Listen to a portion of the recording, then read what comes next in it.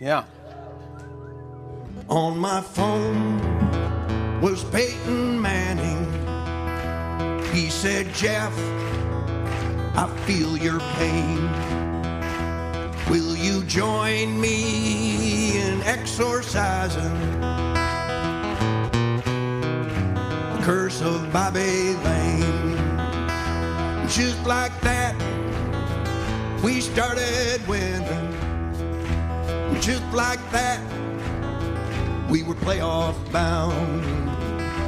Just like that, way up in heaven,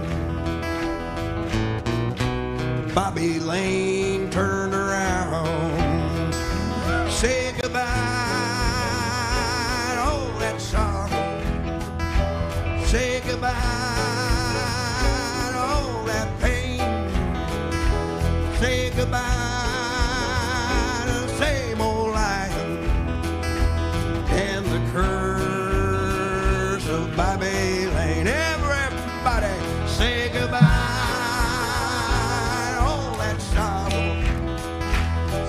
Goodbye to all that pain.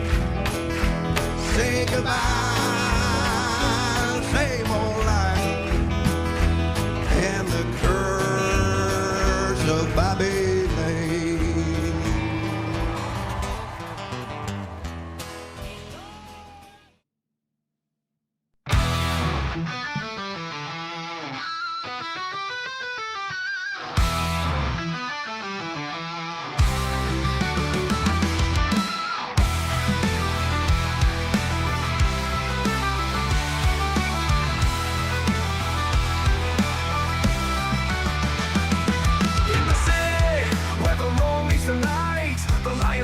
Ready for the fight. Noble hearts and steadfast pride. Detroit spirit, we wear it white. Feel the drive, hear the crowds embrace. Rock on, Detroit Lions will rise. With a heart full of dreams and the fire in our eyes. From the past to the future, we'll claim our own. In the home of the brave, we'll proudly have grown. In the city, where the road meets the night, the Lions charge, ready for the fight. Noble hearts and steadfast pride.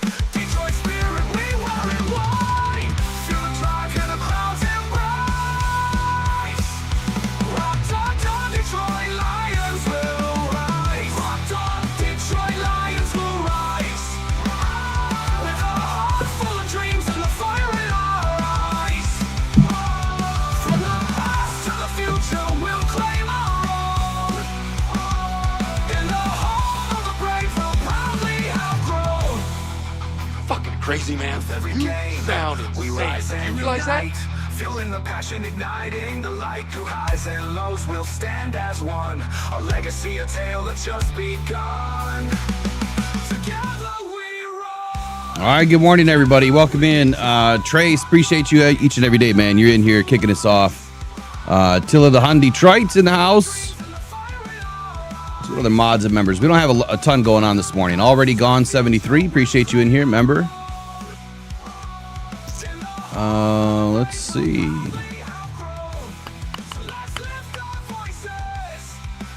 Southwest Line 26, Lansing JP.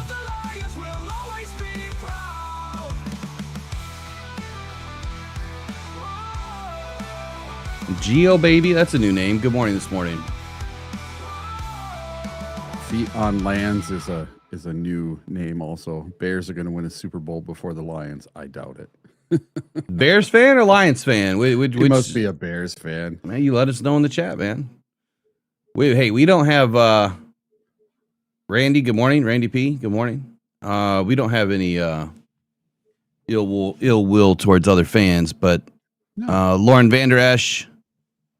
Good morning. I got a quick shout out, real quick. So a couple of things yesterday. The Buy Me a Coffee program. So if you're buying memberships or coffee, there's a small glitch that, thank God, I figured out yesterday. So I was doing tax stuff last night. Try to get way ahead of things that I need to get handled before the old tax demon shows up to collect. And I noticed that there was a couple of people that I don't remember them getting any sort of a shipment. So I reached out. They verified whether they did or they didn't get their shipment. We'll have that fixed. And I've also reached out to Buy Me a Coffee to make sure that we've got this thing fixed, because I updated it just like I did for YouTube to make sure that it was a quarterly shipment, and it was still saying monthly. So I reached out to one individual. His name is Dale. I'm not going to go into his last name, YouTube name, or anything. He's a veteran, and he just wanted to contribute and support the channel, support the effort, said that he's all about the channel, all about what Eric and I are doing, and supports Rockhound Cancer Foundation. He wants me to give his membership coffee to a veteran. And if you're a veteran and if you're in this morning, please let us know. He wants it to be an active veteran. We would love to get you his coffee shipment. So let us know if you're a veteran, you're in this morning. I want to pass it along. That's what he would like me to do. And I just have to stay on top of it. So maybe we'll do it each month that he is a member of the Buy Me a Coffee Club on Buy Me a Coffee, and we'll pass it along. So if you are a active member currently in service, preferably in the United States, so we don't have to ship overseas, let us know so we can get you some Honolulu Blue Brew coffee. Also, good morning and shout out to Adam Gakowski. He always drops $25 in every week. You don't have to every week, but he does. Pretty much every single week, if not every week, he's doing it. So thank you. I will figure out who the top donors were from last season or last year by next week, and we'll do a shout out. It's not a competition.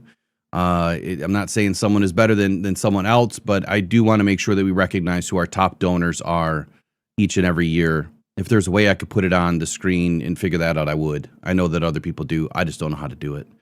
So we'll figure that out. But anyway, we're at least going to give everybody the shout out. So appreciate everyone this morning for being members, for being mods, for donating to Rockhound Cancer Foundation.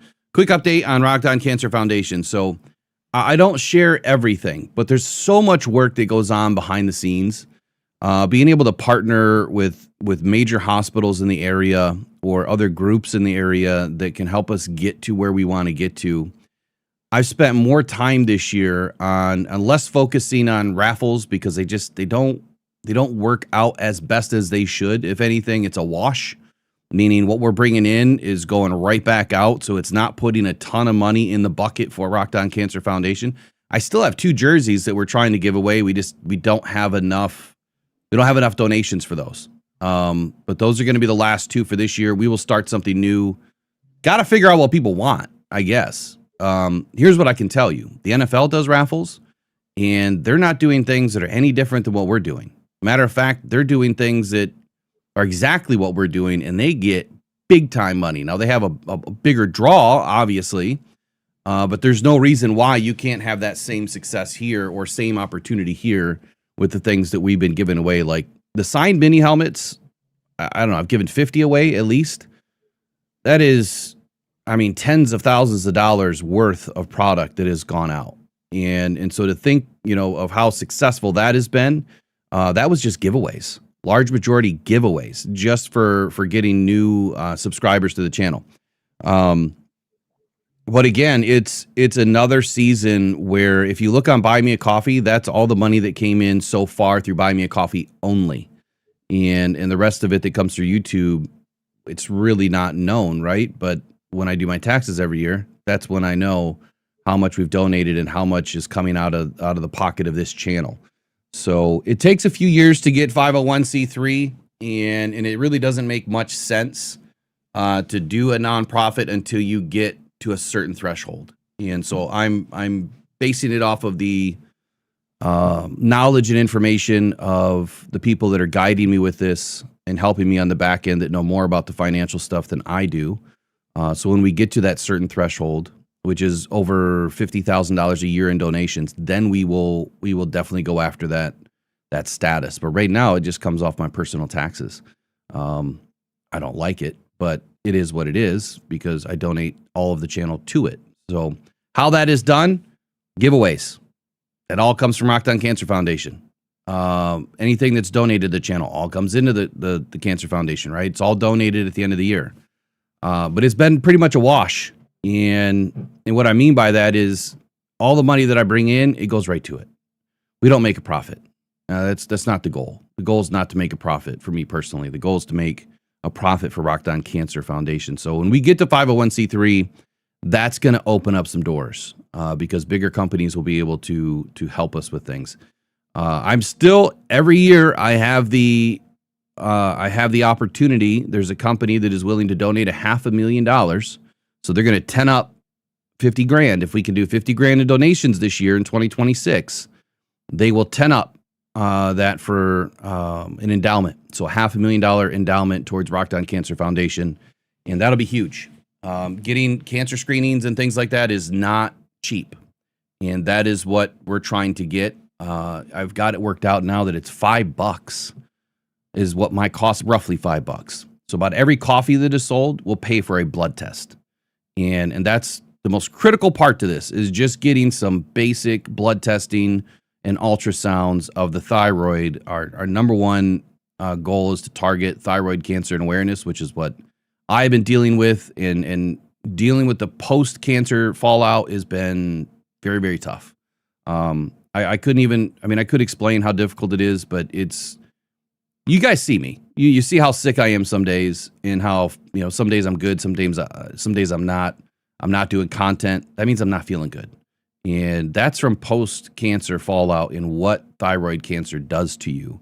And that is why it is so important for me to help others. This year, we want to step it up. It takes people to step up too. So we'll get there eventually. It's just, it's going to take time. I'm hoping, this being the third season, that we should be able to get somewhere with it a lot quicker.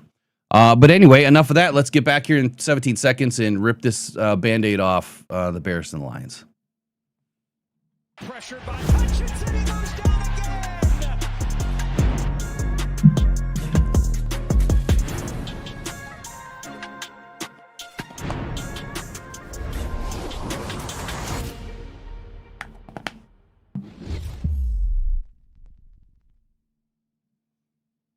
All right. Good morning, Mr. Eric. How are you? Really good. So before we get into Bears and Lions, why don't we talk a little bit about some NFL records that might be broken this weekend? Yeah, no, I think we should. Let's address one thing in the chat first. Okay. Because I don't want to lose it. I want to forget about it. But Southwest Line 26 is disappointed that the Lions did not sign Kingsley to the 53. Not surprised that Cleveland took a flyer on him. The kid's only 24. A lot of room for development and growth. And here's, not picking on you, Southwest, but here's my statement on this. A lot of Lions fans have said what in the last couple of weeks? No more what? Projects, right? So is Kingsley a project? Hell yes, he is. He is a project. Just like you stated, he's a project. A lot of room to grow, a lot of development left in Kingsley. He had some of the worst games I've ever seen out of a center. And so when you fail, you have your opportunity. You've been sitting on the sidelines this entire time for the last 2 seasons, and you have your opportunity to go in and do something, and you fail that badly. Well, I think that there's the writing on the wall. Dan and Brad are not going to waste their time. You had your opportunity. You failed. They were not going to bring him up to the 53. Why? Why take a spot on the 53 if it's someone that they probably don't plan on bringing back next year? And the likelihood of it all is that Kingsley might be available again next offseason anyway in the free agency market. Not saying that he should or could or would come back, but I think that that's your answer, is that he failed, and Graham Glasgow is good to go for this week as far as I know, and that's who we want at center. We don't want Kingsley there. And Tate Ratledge won't be at center this week. We already know that. That's not going to happen. But Graham Glasgow should play his last game at center for the Lions of this season. Who knows what's going to happen next season? I think that Graham as an $8 million backup is probably not the answer. Maybe he takes a pay cut or maybe he retires. I don't know. But I think that's your answer. That's why the Lions did not retain him, is simply he failed, and he failed miserably.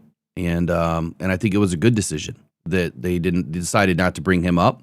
They had the opportunity, just like they do with any player. Once they get notified that a team is coming hunting them down, they can make the move and they can block it, but they didn't. And Kingsley is gone. And look, the Bears or the Browns, I don't know. Do they really need a center? Is Kingsley the answer long term? Probably not. It's probably an injury thing over there. They needed somebody, and maybe he's better as a guard. Maybe he can transition to guard. I don't know. But I do want to talk about that transition part today. I'm going to add it to list. But before I talk any further, do you have any comments on that? If not, let's get right into the records talk. Well, I think Kingsley, just the writing was on the wall. This was his second year on the practice squad, or was this his first year with us? I'm pretty sure this is the second season. Yeah, I'm pretty sure it was the second season too. So, I mean, 2 years, you're not getting it. That's it. We don't have room for projects anymore. Let's move on. Well, and let me be clear. It's not so much that we don't have room for projects. Is that I think it's Kingsley. He was a UDFA, was he not? Yeah. Yeah, and so the likelihood of him sticking around anyway when the Lions are about to make quite a few moves, that is just one less move they have to make now. Yeah. And they're going into the last game. That says something about the organization too, that they're willing to let players move on for a better opportunity. He has an opportunity to go start now for the Browns this week, where you're not going to start this week. We're putting you back down to the practice squad if you stay here. So it's only 1 week, no big deal. I don't think he would have been brought up even as a backup this week.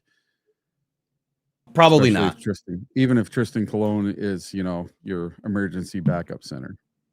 I don't know his health right now, but let's get into these NFL records that you found, some things that could be broken this week. Yeah. Okay. So I don't know. Okay. So I just want to start off with this. Yesterday's show was the funniest show we've ever done. It's freaking awesome. And I laughed so hard. My stomach muscles were hurting this morning. And I don't know if you saw the text that I sent you right after the show. I went inside and I turned on Good Morning Football. And the first thing they talked about was the Myles Garrett. I'm sorry, Eric, did you say something? Record. I can't hear you. And then they immediately showed the play with Brett Favre laying down, and they said the exact same thing I said. And I'm like, hey, there it is. So that's why I texted you. Go watch more Good Morning Football. They said the same thing I did. Oh, did he lay down? Yeah, but he laid down. It's been the common, talking point about that. Quick update. Tristan Colon was did not practice yesterday. So likelihood for him being up this week is not good. Penei Sewell is also DNP this week. Could be rest. We'll find out. Today's D-Day. So yeah, today's the day. If these players are not up, they're down. All right. So record number 1, we're gonna rip the Band-Aid off right away. Myles Garrett needs 1 sack to break the NFL sack record against the Cincinnati Bengals. Does he get it this weekend? We're just going quick fire, no analysis. You can do whatever you want. What do you think? Does he get it? Does he not get it? This one's pretty simple. I think he should get it. I just don't know what the Bengals have been. I haven't looked at the Bengals, like how many sacks they're allowing this year. So I don't really know. Well, I'll go with your gut. What do you say? Well, I mean, I guess my gut would tell me that he should get it. I mean, I think if they're smart, they're going to figure out a way to get him isolated, and you're going to want to overload at least a few times during the game to give him a shot. You overload one side and you give him an opportunity to twist or stun inside and get after Burrow. I mean, Burrow's escape artist, and he'll probably take the penalty and for intentional grouting versus taking the sack. I don't think he's going to lay down and pull a Brett Favre, as you would say. What if he does? God, imagine the controversy that would happen if he just, the very first play of the game, they let him go unblocked free and he just lays down, he goes over and touches him. Yeah, I think, that would be catastrophic. The Bengals so far, at least according to this site, they've allowed 34 sacks on the season, which ranks middle of the pack. Believe it or not, the Lions at 36 sacks this season are also middle of the pack at 16th. And I don't know. I would say that there's always the opportunity. I hate seeing it come down to the last game. I hope he gets it. I mean, honestly, all he needs is a half a sack, right? He has 22. How many? 22 and a half would tie the record. He would tie the record. So he has 22 right now, right? Yeah. He has 22. Yes. Yeah. So he needs a full sack. Yeah. All right. Moving on. Something that's never happened in NFL history before. Christian McCaffrey of the San Francisco 49ers. He needs 110 receiving yards to hit 1,000 receiving yards on the season. And he would be the first player in NFL history to have 1,000 rushing, 1,000 receiving by one single player. Yeah, that's not going to happen. Okay. It's going up against Seahawks, man. It's not going to happen. What do you think? I think that one is very, very iffy. But I did go back and I looked at his last 4 or 5 games, and he's been hitting it every game. He crushed it against the Bears. So I may or may not have made a $5 bet on a few of these to come in. All right, and then moving on for the Carolina Panthers, Tatoria McMillan. He needs 80 yards to set the Panthers rookie receiving record. Do you think he gets 80 yards and breaks their team record?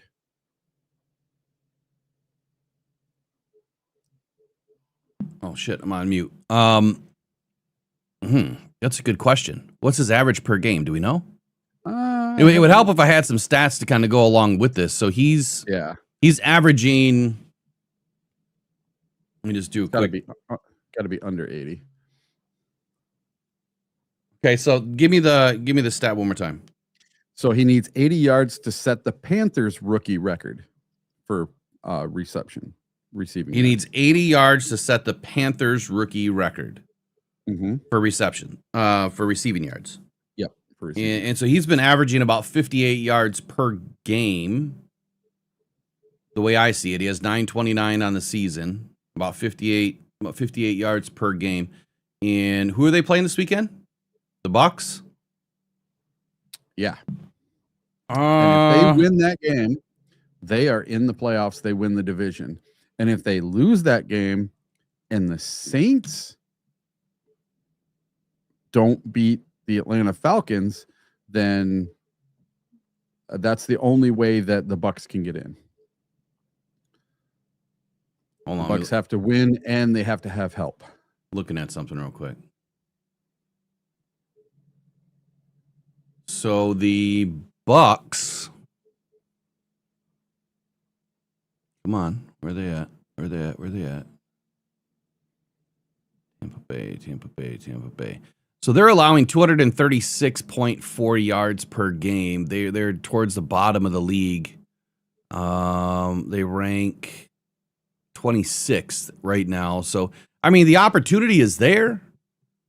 80 yards when you've been averaging 58, and over the last couple of games. In the last game against Seattle, he had 5 yards. That's not good. No. He had 1 reception. So, that game screwed him. Had he had an average day in that game, then I would say yes. But I don't think it's going to happen. I'm going to say no. I think I'm going to agree with you on that one because the Bucks are going to be playing for their absolute lives. So the only scenario where the Bucks can win the division is if the Bucks win and the Saints beat Atlanta. Otherwise, Carolina takes the division whether they win or lose. All right, now our 6th one. Trey McBride for the Cardinals. He needs 32 yards to set the Cardinals tight end single season record. One more time. He needs 32 yards to set Trey McBride for the Cardinals. Yep. He needs 32 yards to set the Cardinals tight end single season record. Should be an easy one. I don't know, man. So Trey McBride, right? Trey McBride. Yep. I mean, you would, pretty good season. Yeah, but you would think that it's easy to get 32 yards, and it's really not. But his average so far this season I mean, he's got 1174 on the year. Yeah, shouldn't be a problem. He's probably averaging, I don't know, 70, Yeah. at least 70 a game. I'll say he gets it. Who's the matchup? I do not know who the Cardinals are playing. Let's see. Cardinals and Browns. So it's something like that. No, it's not the Browns. Cardinals and Rams. Oh, okay, yeah. Now the Rams do give up some yards to tight ends. Yeah, I'll say he gets it. Yeah, me too. All right, and then the last one is Josh Allen for the Buffalo Bills. He holds the record for the most rushing touchdowns by a quarterback. He needs 1 touchdown to tie his own record, and he needs 2 more to break it. Do you think Josh Allen can break his record this weekend? No. Say it one more time then. So he needs 1 rushing touchdown to tie his own record Mm-hmm. and 2 more to break it. Nope. He can tie it. I don't think he'll break it. Okay. I think he breaks it. Okay. Is that it? Yep, and that's it. That was our 7 NFL records that could be broken this weekend. All right. Well, I've got an 8th, Okay. and this one cannot happen. No, that's a part of my bold takes today too. Yeah, so this one cannot happen. One of my biggest talking points of the day Yeah. is, It's we're going into a bragging rights only game, and what I mean by that is that if we were able to sweep the Bears, we can at least say, you know what, the Bears took the North, but they still didn't beat the best team in the North. We beat ourselves. So I think that this game means nothing more than bragging rights to the Lions to at least say, yep, you're gonna have to try again next year. But what I don't want to see happen is I don't want to see the Lions defense completely fall apart in the secondary and allow what has never been done in a Chicago uniform, which is a quarterback to pass for more than 4,000 yards. Caleb Williams needs 270 yards to pass for 4,000 this year. I don't know the last time the Lions have given up 270 in a game, but it cannot start on Sunday. So whatever we do, we have to prevent at least Caleb Williams from getting that stat. When you look at a sack stat for Myles Garrett, this one ranks right up there to not be the team that has ever allowed a Bears quarterback to throw for 4,000 yards. Can't happen, shouldn't happen. Calvin Shepard better do everything in his effing power to make sure it doesn't happen. And I'm going to say it won't happen. So Caleb Williams won't pass for 270. Well, the last quarterback to throw for more than 270 against us was Matt Stafford. Aaron Rodgers did not get there. He had 263, and then Brosmer only had a cumulative of 3. So I don't think that the Bears get it.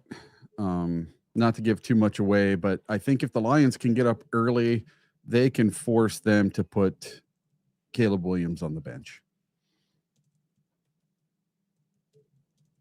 So I'm going to say that this is the one. This was my biggest thing in my 5 bold takes is that we do not allow a 4,000-yard receiver on our watch, or 4,000-yard passer on our watch. And it's just because it's the Bears and just because it's Caleb Williams. Hey, somebody's calling me. Yeah, they're not calling. I got to take it real quick. Okay. Well, I can go around the league in 60 seconds if you'd like. Get down here. So a few things went on in the NFL yesterday, and we're going to go around the league in 60 seconds. So Pete Carroll, he's rumored to be one and done in Las Vegas. The coaching carousel rumors are spinning early, and the most surprising name on the hot seat is Pete Carroll. Reports surfaced yesterday that the Las Vegas Raiders are considering moving on from Carroll after just 1 season. The Raiders, currently sitting with a top draft pick, number 1, have struggled mightily, and insiders suggest the organization might look to pair a new, younger head coach with the rookie quarterback they intend to draft at number 1 overall. If Carroll is let go, it would mark a chaotic end to his brief return to the sidelines. Next up, the Patriots. Christian Barrymore was arrested, compounding a disastrous news day for the New England Patriots. Defensive tackle Christian Barrymore was also arraigned today on charges of assault and battery on a family or household member. The allegations involve a domestic dispute in Massachusetts. The Patriots released a brief statement acknowledging the situation, but declining further comment. With both Diggs and Barrymore facing serious legal issues on the same day, the atmosphere in Foxborough is reportedly tense as the team prepares for a meaningless Week 18 game against the Dolphins. Next, the Baltimore Ravens. Lamar Jackson is a full go for the AFC North title fight. The Baltimore Ravens received the best possible news to start the new year as quarterback Lamar Jackson was listed as a full participant in Thursday's practice. Jackson, who had missed time with a back injury, told reporters he feels 100% ready for Sunday's winner-take-all showdown against the Pittsburgh Steelers. With the AFC crown on the line, Jackson's return shifts the betting line significantly in Baltimore's favor, especially given that the Steelers will be without their defensive anchor, TJ Watt. And that's around the league in 60 seconds. Okay, so I want to go into something.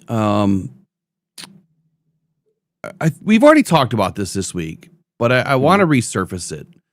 Sure. Quite simply because I've heard some other takes, and I'm not going to say where, but I am not surprised. I feel like there's just a lot of people out there that don't know what the hell they're talking about, and I don't even know where or how they have the platforms that they do. The hot topic right now over the last couple of weeks is fire Dan Campbell, fire Brad Holmes, fire Calvin Shepard, fire Johnny Morin, right? Yeah. So let me start with Calvin Shepard. Certain individuals have been saying that Calvin Shepard was the wrong choice from day one, and that he's not experienced, that he doesn't do enough to allow this defense to utilize a scheme that would work, and that he should be replaced. But what I didn't hear is who he should be replaced with. Right? All you hear is, well, let's replace him with someone that has more experience. Well, that's a loaded frickin' statement. What is more experience? 2 seasons? 3 seasons? Super Bowl? Most dominant defense in the league? Todd Bowles? Like what is experience mean? I think that Calvin Shepard has plenty of experience. He's been in the league at least 5 years now with the Lions. He was behind Aaron Glenn, which same individuals think that Aaron Glenn wasn't a good defensive coordinator. He's a very good defensive coordinator. And then I think you have to take into account a couple of things. Number one, when you are rebuilding a team from the ground up, it takes multiple seasons just to get a roster that has good depth. Before you can even have good starters, you really need to have good depth. So as you are drafting the first 2, 3, 4 seasons, you're drafting to put guys on the field, give them a lot of opportunity, while you are also cultivating and bringing in players that can be starters. Those starters also need some time to be able to develop, hone their craft, transition their bodies, into NFL caliber bodies. They come in as college players. They're not 100% fit and ready to go. It takes a couple of seasons. You can look at the transition from Aiden Hutchinson from day one till now. Huge difference. Take a look at, a lot of different players and how their bodies transform over just one season. But while you're building your roster and you're building that depth, the one thing that can always derail a team is injuries. And I know that we can all agree on one thing. The Lions have had the most injuries, or second most injuries, the last 2 seasons. And it has been catastrophic on one side of the football, the defense. So to say that Aaron Glenn didn't do an amazing job last year when he was working with third and fourth string defensive players and being able to stop the run and be able to beat teams. Yeah, we allowed a lot of pass plays to go off and a lot of explosives because we had to take one part of the game out, the run game, and you're going to allow more passing to happen. But at the end of the day, when we got into the red zone, we started to shut teams down. And I think that Aaron Glenn did an exceptional job with the parts and the pieces that he had. Year 1, he had nobody. Year 2, he still had nobody. Year 3, you started to see a few players, and that defense was playing extremely well in 2023. Wasn't perfect. Still gave up, a lot of bad, stats in certain areas. But Aaron Glenn was able to get things out of guys that most coaches can't. Right, you're being able to get guys to play to a level that maybe they're not ready to play at, haven't played at, and when you're able to pull the best out of players, that is a coach being able to pull that out of that player. Year 4 for Aaron Glenn, like I said last season, we had no business winning 15 games, and we had no business shutting the run down all season with a hodgepodge of players. Right? I mean, bringing in players 3 in one day off a practice squad and then installing them within 48 hours into a defense to play that weekend. And then you go in and have a pretty damn good game. And one of the guys you brought in had a sack like on the first play. That just doesn't happen. But it happened because Aaron Glenn is a really good defensive coach. He just never had the personnel to have an elite defense. And last year would have been it. But when you have 21 players going to IR and you're down 16 players going into the playoffs, there's only so much you can do. I don't understand where these fans, I don't even care if you're an NFL analyst, which they're not, would say that what Aaron Glenn was able to do with the parts and pieces that he had would say that he was a bad coach. It would say the exact opposite. So they're completely wrong in saying that Aaron Glenn wasn't a good teacher to learn from, and that Aaron Glenn was not a good defensive coach, because had he been on a team that actually stayed healthy, we're talking totally different defense. We're probably talking the best defense in the league. But we're talking about a scheme. You got to change up the scheme and maybe not do so much man and do a little bit more zone, or utilize a zone scheme that actually fits the team. Look, you've got players that don't even fit the defense playing defense. You've got 6 new defensive backs on this team by week 12 or 13, whatever it was, that don't fit the defense. You've got to put him in to do what you can. So Kelvin Shepard, being in his first season, was leading one of the best defenses before week 8. What happened after week 8? It wasn't Kelvin Shepard, was it? It was injuries. You don't have a secondary. When you don't have Brian Branch, you don't have Kirby Joseph, and then you start to lose player after player after player, and all of your secondary is injured, and all you have left is Amik Robertson, and Vontae Maddox was gone for a few weeks too. You don't have anybody. You had the Legion of whom? And you're going to blame Kelvin Shepard for having to deal with a rash of injuries in his first season. Go back and look what he did in the first 8, because that's what Kelvin Shepard is able to do. He's a motivator. And he's an extremely intelligent football mind, and I would much rather have him than any other coach right now, because you're not going to be able to pull in, a Todd Bowles type of a coach on this squad right now. Those guys that you're thinking are, like a Todd Bowles type or Dennis Allen, those guys are going to be head coaches. I wouldn't even be surprised if Dennis Allen leaves the Bears and becomes a head coach after this season. Wouldn't be surprised at all. Matter of fact, he should. So to blame Kelvin Shepard and say that he's not a good coach or doesn't deserve a second season, let me ask you this, because here's something else that wasn't discussed. You now want to bring in a new defense? A totally new system? You've brought these players in. This is where football minds separate. Okay? They're thinking you can just change a defensive scheme, bring in a new defensive coordinator, and everything's going to be great and gravy. No. Let me wake you up for a minute here. You now are going to install the new scheme that is going to take 2 to 3 seasons to fully install, number 1. Number 2, they have to learn the damn system. Number 3, The players that you have brought in are for this scheme.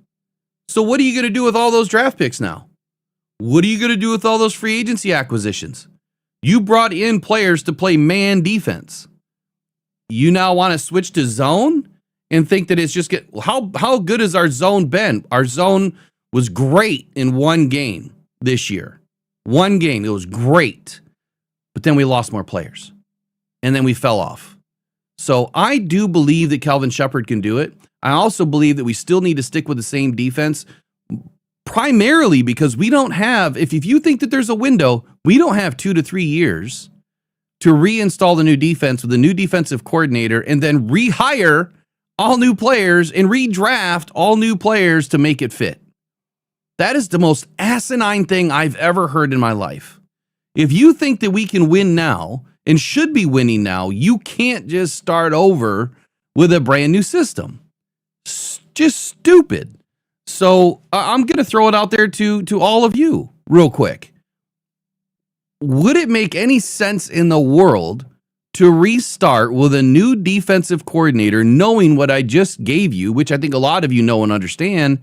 It would take 2 to 3 seasons to fully install that defense, and you don't have the right players on this team. You can't just force a man corner to now be a zone corner. They may not have the same speed.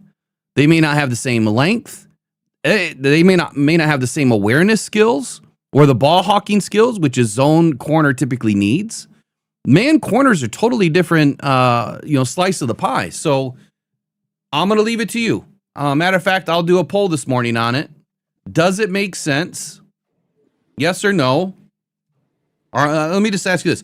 Are you willing to wait 2 to 3 seasons to install a new defense with a new coordinator? Because that's what it's going to take. And if you don't trust in what I'm telling you, just go look around the league. I will get some points together. I will get some defenses in some, I guess for lack of a better term, I will go find the teams that have done this, and I'll give you the examples by next week, because there's clear evidence that proves this point. You can't just start over. Same thing happens with an offensive scheme. The Lions' offensive scheme probably took 3 years, and that's why 2023 was a really good year for us. They have chapters upon chapters upon chapters. I mean, installs, right? Every week, every day, they're doing a chapter that's like 5 inches thick. And they're putting everything in. And then the next day, all throughout training camp, it's adding a new chapter upon chapter upon chapter. But they haven't even gotten into all of it in 1 year. The next year, it's another install. It's getting comfortable. The players have to get comfortable with it. They have to be able to play with muscle memory. When you are thinking too much, go back to 21. Go look at our defense. Why was it so trash? They were thinking too much. Why was 23 so good for us? Because we didn't have to think. We knew, right? The players knew what they needed to do. They knew where they needed to be. And we had more guys that were healthy. So I'm going to poo-poo on the fact that you can't be comfortable right now with installing a new defensive coordinator and a new defensive plan. It's just not going to work. If you're thinking that you're trying to win now, then you might as well get rid of Aiden. You might as well get rid of Kirby. Branch could stay because I think he can play both. Get rid of Terry and Arnold. Get rid of DJ Reed. Get rid of Jack Campbell can stay. He can play both. Anzo's gone. Derek Barnes, I don't want him anyway, so he might as well go. But if you're going to go into more of a zone scheme, then you're going to need smaller, faster defensive tackles. Not the bigger defensive tackles that are to eat 2 gaps, right? They're not sack guys. They're guys that are going to hold the line and control the run game. In a zone scheme, you need guys that can now push. And that's another thing that a lot of people don't understand and they're not taking into consideration is our defensive line is designed against the run. It is not designed to just get after the quarterback. That is a different scheme altogether. 3-4. Go look at 3-4 defenses. Those defensive tackles are usually smaller. You have 1 nose tackle and you have 2 smaller defensive tackles and or 2 smaller tackle end hybrids. 270, 280 in that range that can be faster off the snap to be able to get into the backfield. Not in a 4-3-4-2 defense. Those are bigger defensive tackles. Anything you want to add to that before I go into the offense? The two most successful seasons in Detroit Lions history in my lifetime were 2023 and 2024. We made it to an NFC championship game and had the lead after halftime by 17 points. And then the following year, we put up the most wins we'd ever had in a season ever, 15-2. How long had our coordinators been coordinating for the Detroit Lions? They were both there for at least 3 years. Well, 4 and 5. Yeah. 3 to 5. Yeah. 3 to 4. So that tells me it takes a little bit of time. Yeah. Was Ben Johnson spectacular in 2021? No, he wasn't even calling plays. He was the tight ends coach. So you got to give it a little bit of time. The following season, when Ben Johnson was brand new, 9-8, we went 1-6 to start that season. This year, when Kelvin Shepard had his guys mostly in there, top 5 defense in the league. Yeah. Top 5. Yep. And then after the bye, everything just started slipping away. We won every other game, and then we've been on a 3-game losing streak now. And we need to win this game this weekend to get us off that snide. I don't want to end the year on a 4-game losing streak. I just plain and simple do not want that to happen. Now, things fell off here at the end, but when you were missing the 2 best safeties in the league last year, Brian Branch and Kirby Joseph were arguably the best safeties. They were 1 and 2 in the league. All pro in Kirby Joseph, Pro Bowler in Brian Branch. And you have that gone. Then you have DJ Reed, who has not been the same since week 4 when he got hurt. He has not. Nope. He went down and he has not looked the same since he has been back. Not even close. And Terry Arnold never had any business coming back to play. He was still injured. He said as much on his podcast. Yeah, same thing. And he's had to have not 1 but 2 surgeries now to help fix his shoulder. So, well, did he ever qualify what the second surgery was about? No, I tried asking him. He didn't respond. Yeah, but the fact that you are missing 4 of your major pieces, a 1st-round pick, a quarter of your defense, your best free agent, and your 2 studs, Pro Bowler and an All-Pro. That's everything. When he had them, they were a top defense. When he didn't have them, they sucked. I'm sorry, you can't get over that. Yes, they had 1 good game with the Legion of Whom. That's 1 game against the Bucks, who at the time were 4-1. Now they've fallen off the rails. The Bucks this weekend, they have to win, and the Saints have to win for them to even have a chance to win the division. It's not going to happen. The Bucks are not going to win. Their Bucks aren't even going to make the playoffs. So much for Baker Mayfield and his MVP chances. He was the leading MVP candidate when we played him. And that was the first game without most of the players other than Brian Branch, and he cobbled it together for a game. But after that, it really fell apart. As soon as we got to Minnesota and we got to Philly and we got to New York and Green Bay and Dallas and LA and the Steelers and Minnesota again, listen, this secondary is just decimated. The front 4, they've been fine on defense. I think they're doing pretty darn good. You got... Well, comparably to what they have in the back end, and I think that's another thing that you have to look at, too, is when you don't have the overwatch, right? How can your defensive line push the pocket when they don't have any time? I'm sorry. And I'm not Aiden bashing, but your number one, your favorite player, Aiden Hutchinson, number 97, is barely getting to quarterbacks in 4 seconds. That is god awful. But he needs Overwatch. Clearly, he's not able to win quick.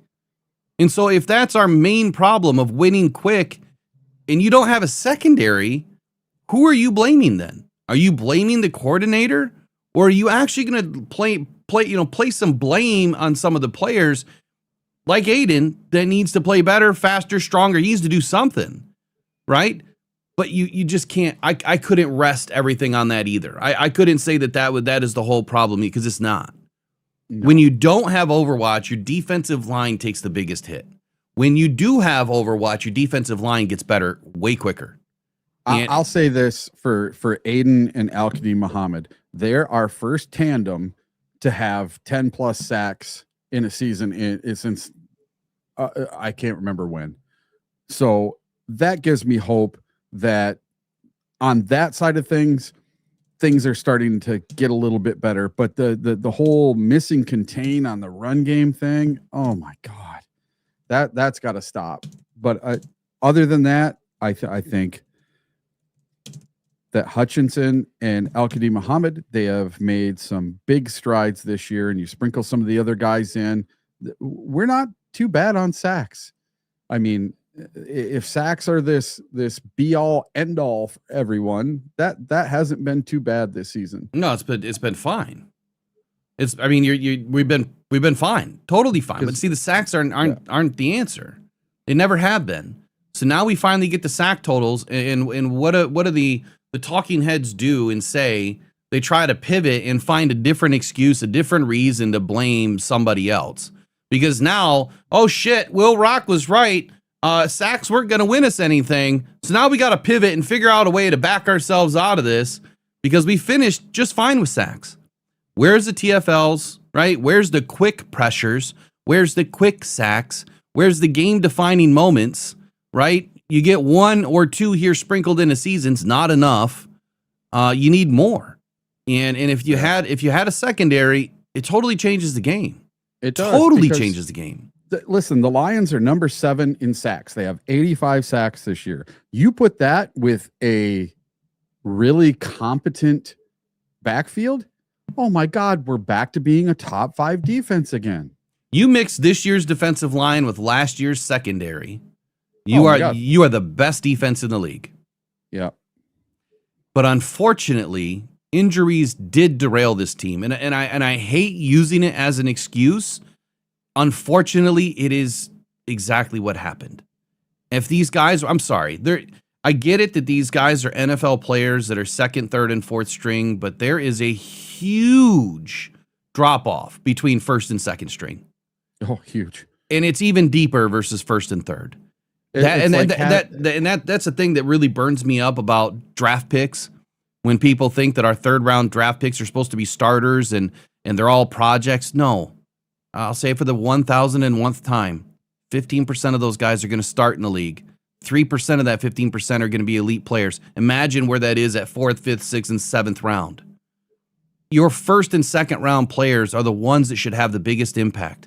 The guys in the 3rd, 4th, 5th, 6th, and 7th round, if you get a gem here or there every draft, you're doing great. But then you got to try to fit them into the defense or the offense and have room for them. Or like I was just talking about with Eric this morning, you mentioned, who was it that you said that said the Lions should take a flyer on Monangai? Corey Woods. Corey Woods. So Corey Woods back in preseason or whatever said that the Lions should take a flyer on Monangai. And what did I say? I said what I've always said. A guy like that would have been on the Lions team probably would have never been Monangai of this season. And the reason why is those players get buried. He would have had to have been beating out David Montgomery, which not going to happen. He could have been the Jacob Sailors. I don't even know if he can return kicks or punts.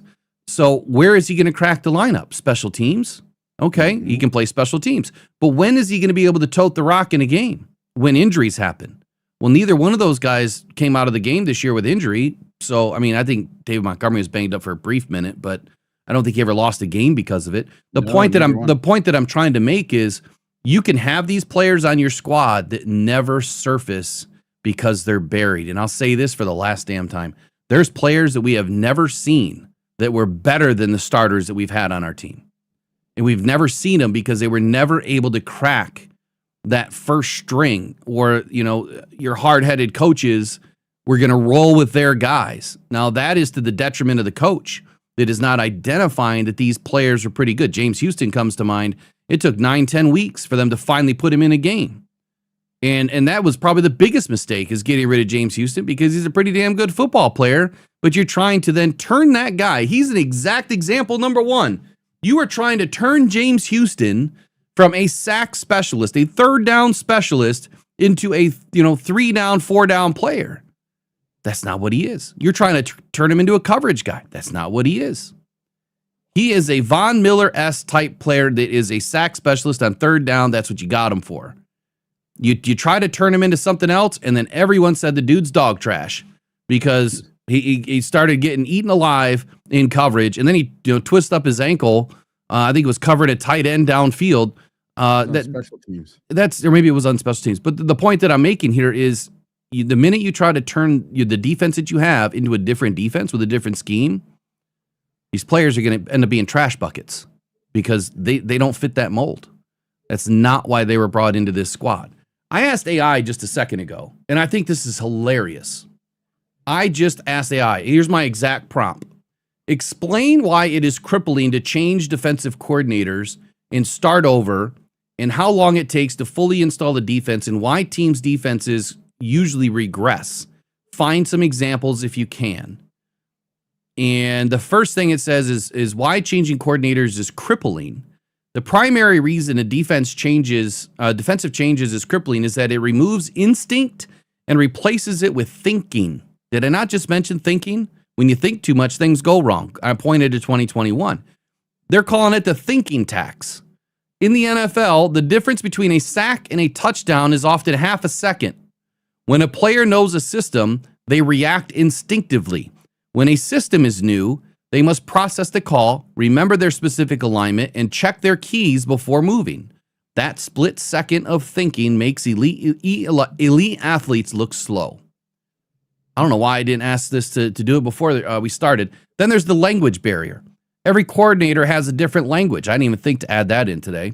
A technique 3 is one system, might be called something completely different in another system. A banjo call might have different rules. Players have to unlearn years of terminology and learn a new language, which leads to communication breakdowns in the secondary, the number one cause of explosive plays. Well, geez, guys, I'll equate this to the offense. How many communication errors did we have on the offense this year? How many illegal formation calls did we have on the offense this year? And why is that? Because we changed what, Eric? What did we change? The verbiage. No. Who did we change? Offensive coordinator. The coordinator. So you brought in a new coordinator with new language, different system, and we have nothing but issues.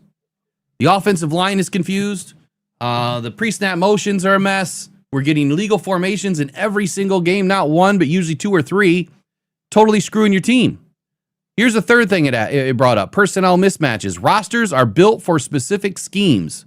You would think that I might know a few things. It says if a team switches from a gap shooting 4-3, like Jim Schwartz used, that's kind of funny, he used Jim Schwartz, to a 2-gap 3-4 like Vic Fangio uses, the defensive tackles are suddenly asked to do physically different things. A 290-pound defensive tackle who excels at shooting gaps might get crushed when asked to hold the double team in a new scheme.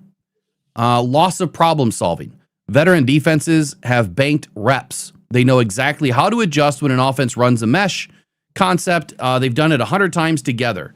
A new coordinator wipes that memory bank clean. The defense has no shared history of solving problems together on the fly. I could continue to go, but it talks about install next, and it says phase 1, OTAs training camp, the base install. This is just the vocabulary and the standard formations. Phase 2, weeks 1 through 8, the survival phase. Coordinators often have to simplify their calls because they are blowing assignments. This makes the defenses vanilla and predictable. which good quarterbacks exploit. Phase 3, year 2, the nuance phase. This is when defenses actually become dangerous. Players finally stop thinking and start playing fast again. They can disguise coverages because they trust where their help is. That is hilarious to me.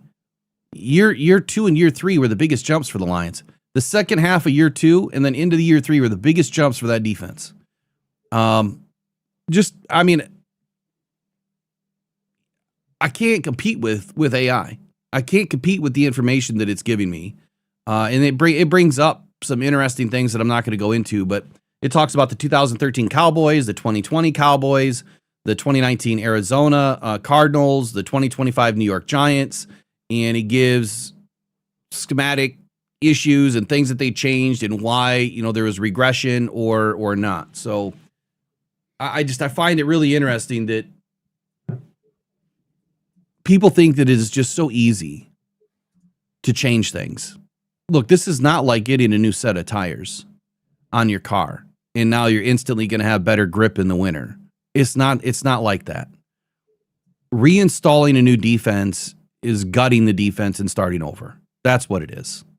And unless you're bringing in someone that runs the same identical scheme, you still have to change all the language anyway, which they change a lot of language from year to year anyway, but they wouldn't have to do it to the level that they would have to if you bring in a new coach because they have their own way of doing things.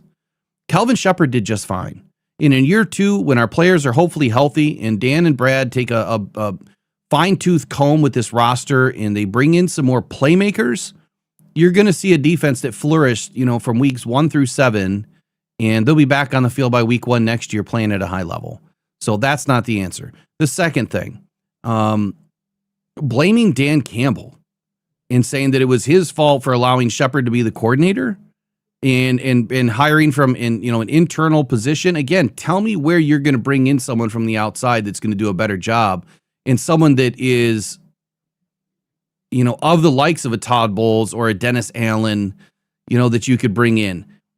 The fact that I heard a name that I brought up a couple weeks ago, I said Eric Bieniemy would be an interesting opportunity for the Lions, but I said there's no way that's going to happen. The dude's a Chicago Bear, right? Why would he come to the Lions? That wouldn't make any sense. He's not going anywhere.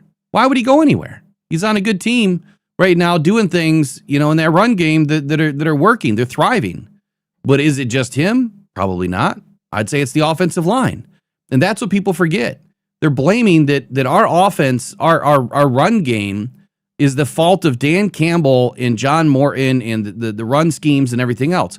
Maybe we shouldn't have elevated or moved some of our coaches around, right? Maybe we shouldn't have given guys new opportunities. Maybe we should have allowed them to stay where they were because we changed all of those positional coaches.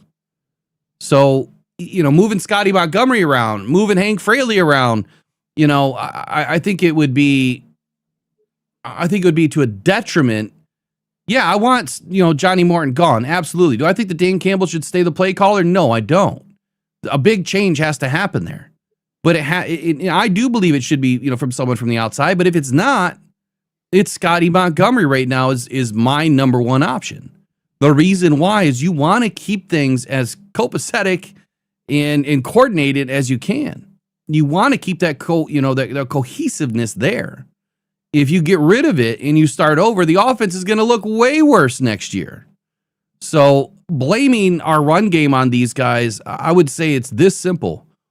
Our offensive line is trash this year. That is our problem. That is the only problem that we have. You can't tell me that all of these answers to the issues are because of who we brought in and who we didn't bring in or the positional changes from within or Dan Campbell, because how many times did Jahmyr Gibbs go for 200 plus or 150 plus every other game, it seemed like, until the last 6 weeks of the season when our offensive line had regressed significantly due to injury. Eric, the other day I mentioned that I threw out a number. I said, well, I bet you we had somewhere between 9, 10, 12 different offensive line formations. I know the answer now. Yeah. It was 8 so far. 8 offensive line formations. Tell me how we're going to have cohesiveness when you have 8 different offensive line formations and your center is Kingsley. Come on, people. Like, let's wake up for a minute.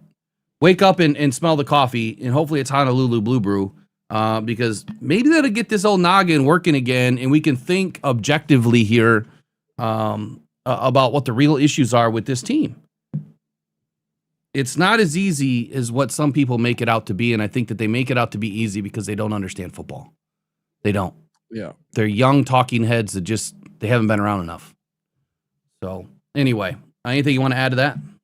Well, I was looking at a few things while you were talking there, and would it surprise you to know that last year in 2024,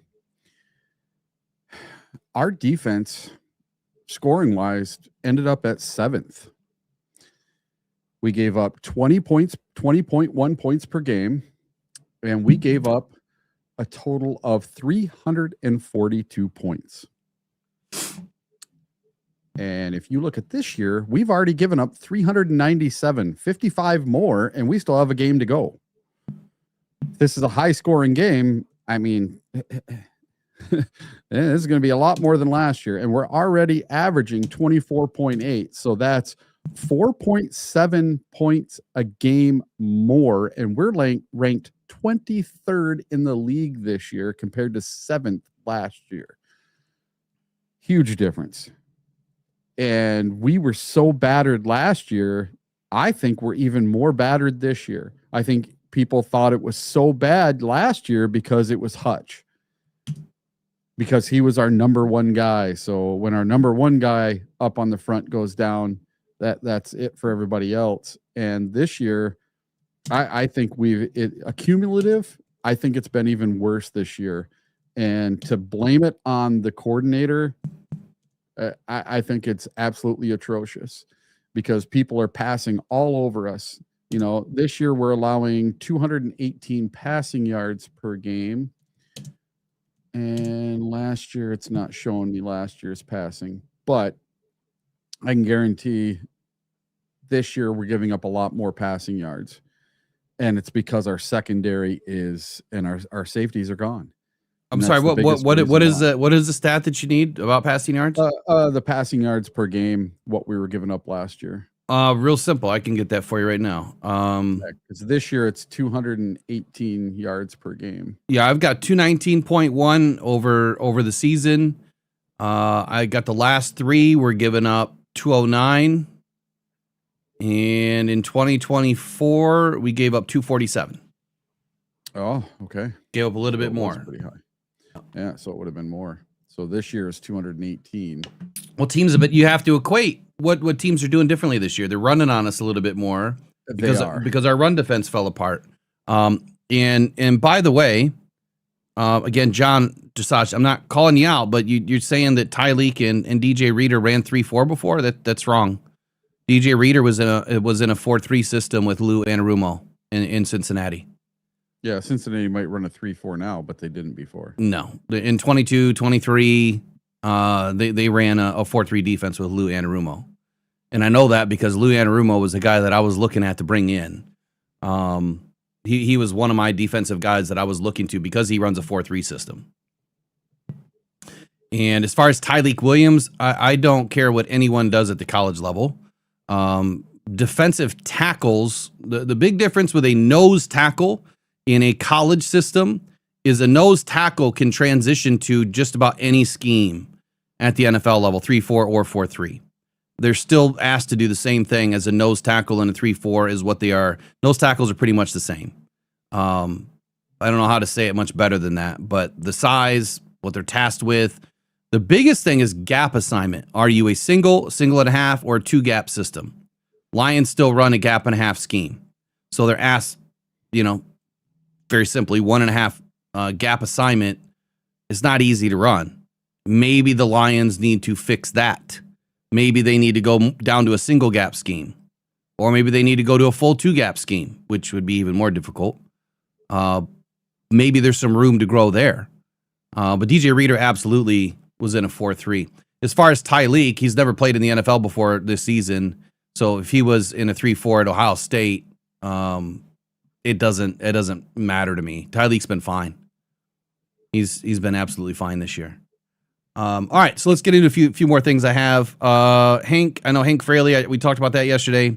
Like I said, I don't want to see Hank go to OC, period. And the reason why is if we're worried about our offensive line now, what are we going to do if Hank's the OC? Because he will no longer be in the offensive line room. He'll be out. He'll be handling everything else. It's not like he can do everything. He can't. That's why you have guys with a very limited scope of what their job is. They have their own room. They have their own position. They do their thing. They meet. They coordinate multiple times throughout the week. But Hank wouldn't be in that room anymore. And that is a huge detractor for me. I wouldn't want to, lose Hank, but at the same time, I wouldn't want to only keep Hank and force him into a position that detracts from another position. I'd rather just lose them all together then. If I know that doesn't make sense either, but you're kind of at a double-edged sword. I don't know that Hank's going to go anywhere based on what he said a few weeks ago that, yeah, he was intrigued last season. He enjoyed going through the process, but he's focused on this team right now. That doesn't mean that he won't have opportunities, but I will say this. The offensive line kind of fell apart this year. I don't think that you can blame him completely because, or maybe you should. Maybe we should be blaming Hank for everything falling apart.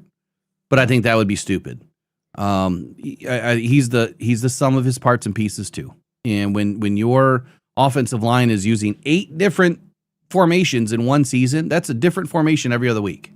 That's pretty hard to manage. And Hank has done an absolute bang-up job with that the first few seasons with us, with Dan Campbell at least, between 21 and 24. This year was different. You got rookies. You don't have 3 all-pros stacked next to each other. And it's a totally different system. So it is what it is. I think we need to bring in an offensive coordinator that is younger, that understands the pass game a little bit better, and we need to get back to our identity, which is play action. I have 10 talking points that I'd like to get to right when we get back. Pressured by Hutchinson, he goes down again.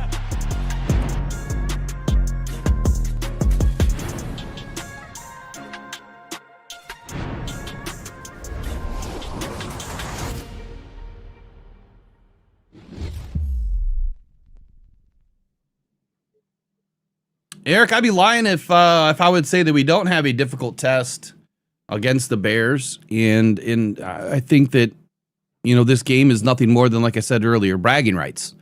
I don't want the Lions to lose the last game, and I know how you feel about having the 3rd or 4th place schedule. I don't care what schedule we have. I think that this team is good enough to beat everybody when we're healthy. I think the main thing is staying healthy, and it's really hard to do at the NFL level. You see teams that go from worst to first, and maybe the 4th place schedule, you have 4 teams that go from worst to first as opposed to just 1 or 2. And maybe the 3rd place schedule, you got teams that go from first to worst, and the worst teams stay the worst. And who knows, right? It's a crapshoot. But I will say that winning this game means nothing more than just saying that Ben Johnson wasn't able to beat Dan Campbell for the 2nd time in this season. So here's my first question. Did Caleb Williams do the majority of, let me rephrase that. Was Caleb Williams more responsible for this season and the winning ways of the Chicago Bears versus anything else on this squad? And the reason why I'm asking the question kind of that way, did Caleb Williams win this season? Or quite frankly, did the Bears defense win this season for the Bears? I don't believe that it was just Caleb Williams having a crazy year. Here's my take on it. You tell me what you think. Number 1 is turnover generation for me. Any team that has a ton of turnover generation and you're winning the turnover margin, that does one very specific thing, and that is give your offense more chances. Caleb Williams needs more chances. He doesn't do enough when he has his regular chances. Without this defense getting the turnovers that they did this season, I don't think the Bears are where they are. And I don't think anyone could really deny that. The Bears are the ultimate ball hawk defense this season. They lead the league with 22 interceptions, including 16 on downfield passes. They bait quarterbacks into thinking guys are open, and then they close the windows very fast. The Bears rank first in the NFL with takeaways overall with 32. They also have the fewest giveaways with 10. Caleb Williams leads the NFL in air yards lost, though, to drops. 370 yards lost. The Bears have 13 drops on downfield passes. That can be because of the pass. It could be because of the throw and the run and the angle of the pass. It could be because of the receiver and a wrong route run or didn't see it or whatever, right? There's a lot of different reasons. I can't blame it all on Caleb, but what I will say is a lot of people blame Jared Goff for drops. Put that same blame on Caleb Williams then. The Bears, again, 13 drops and downfield passes, 32 takeaways on the defense, 22 of which came by interceptions. And that's why I would say that the Bears defense is more responsible for this season than the Bears offense. I don't think that Caleb Williams has done enough to say that he's this elite quarterback. I feel like he's had more opportunity, and without all those opportunities, they're not winning a lot of those close games. If you were to cut that in half and they had 16 turnovers, those turnovers are the difference in some of those close games. I think 8 games that they're going into the fourth quarter down by a touchdown or less and winning some of those games in the last few seconds or heading into overtime. Again, I think it's the Bears defense that locked it up, not the offense. What do you think? Yeah, when you have a team like the Bears who are having games where they have 5 interceptions in a game or 4 turnovers in a game, and they're doing it for multiple games, it's the defense. It is, and for a defense to get that lucky that many times is absolutely incredible. Hasn't been done too many times in NFL history. And then you have Caleb Williams, who isn't even a 4,000-yard passer. I'd have to look up his stats on the year, but it's not like he's blowing it up. No, I don't think he is either. And his completion percentage, let me actually get into that. Yeah, I'm gonna look at it. I think I closed it.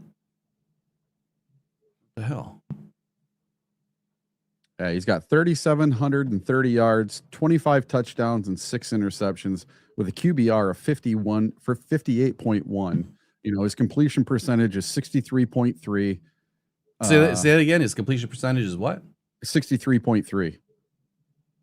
Let me put that into context here. Well, you keep going. I'm gonna grab a stat. Yeah. Do you remember what his goals were in the beginning of the season? I don't. That Ben Johnson wanted him to be a 70% passer with over 4,000 yards passing. Okay. So he didn't hit either one. Caleb Williams right now ranks, get this, 35th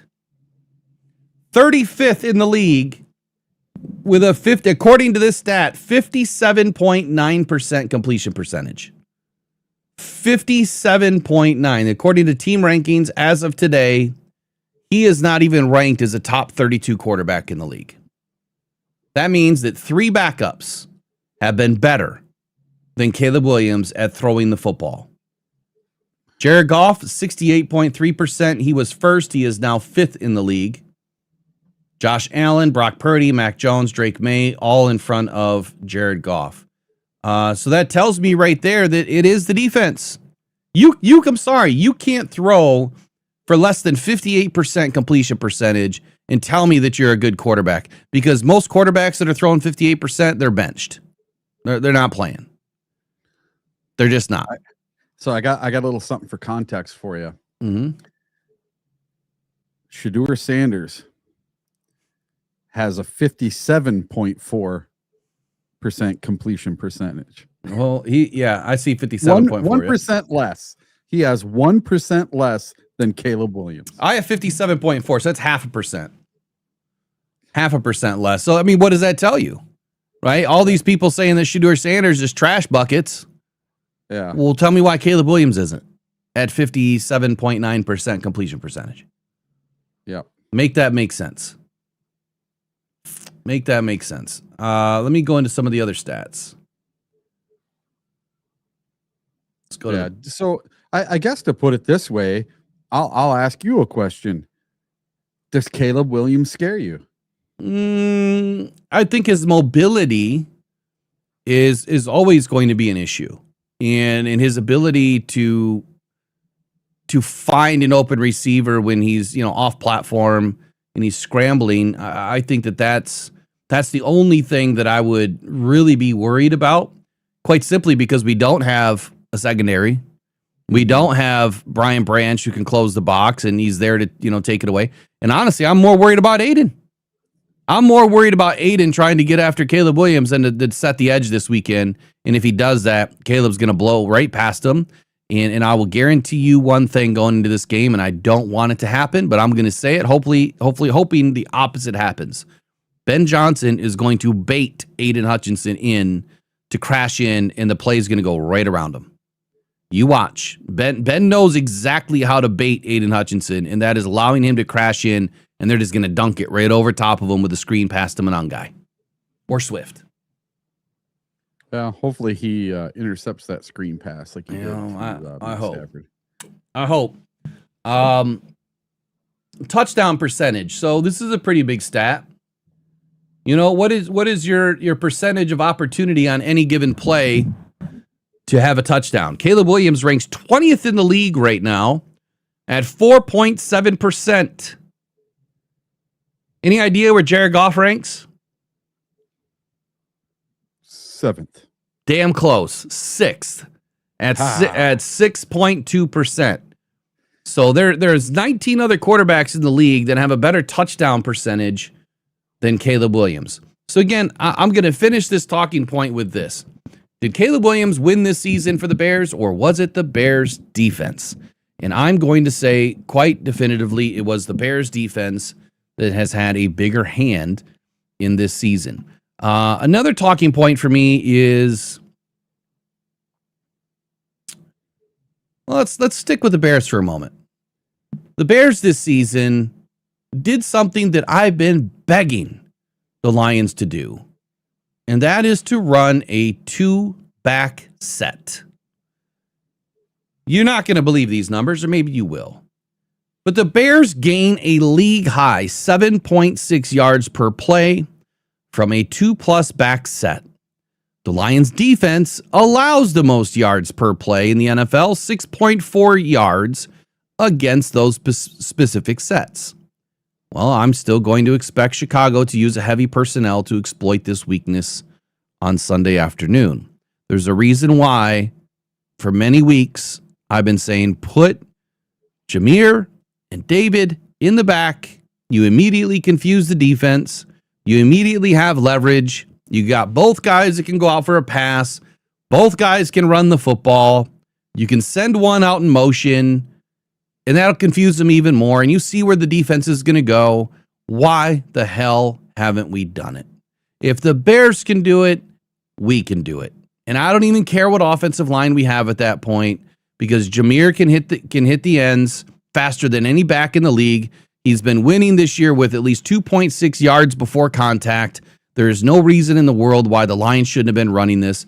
So my biggest question, talking point on this, is this DeAndre Swift's game for revenge?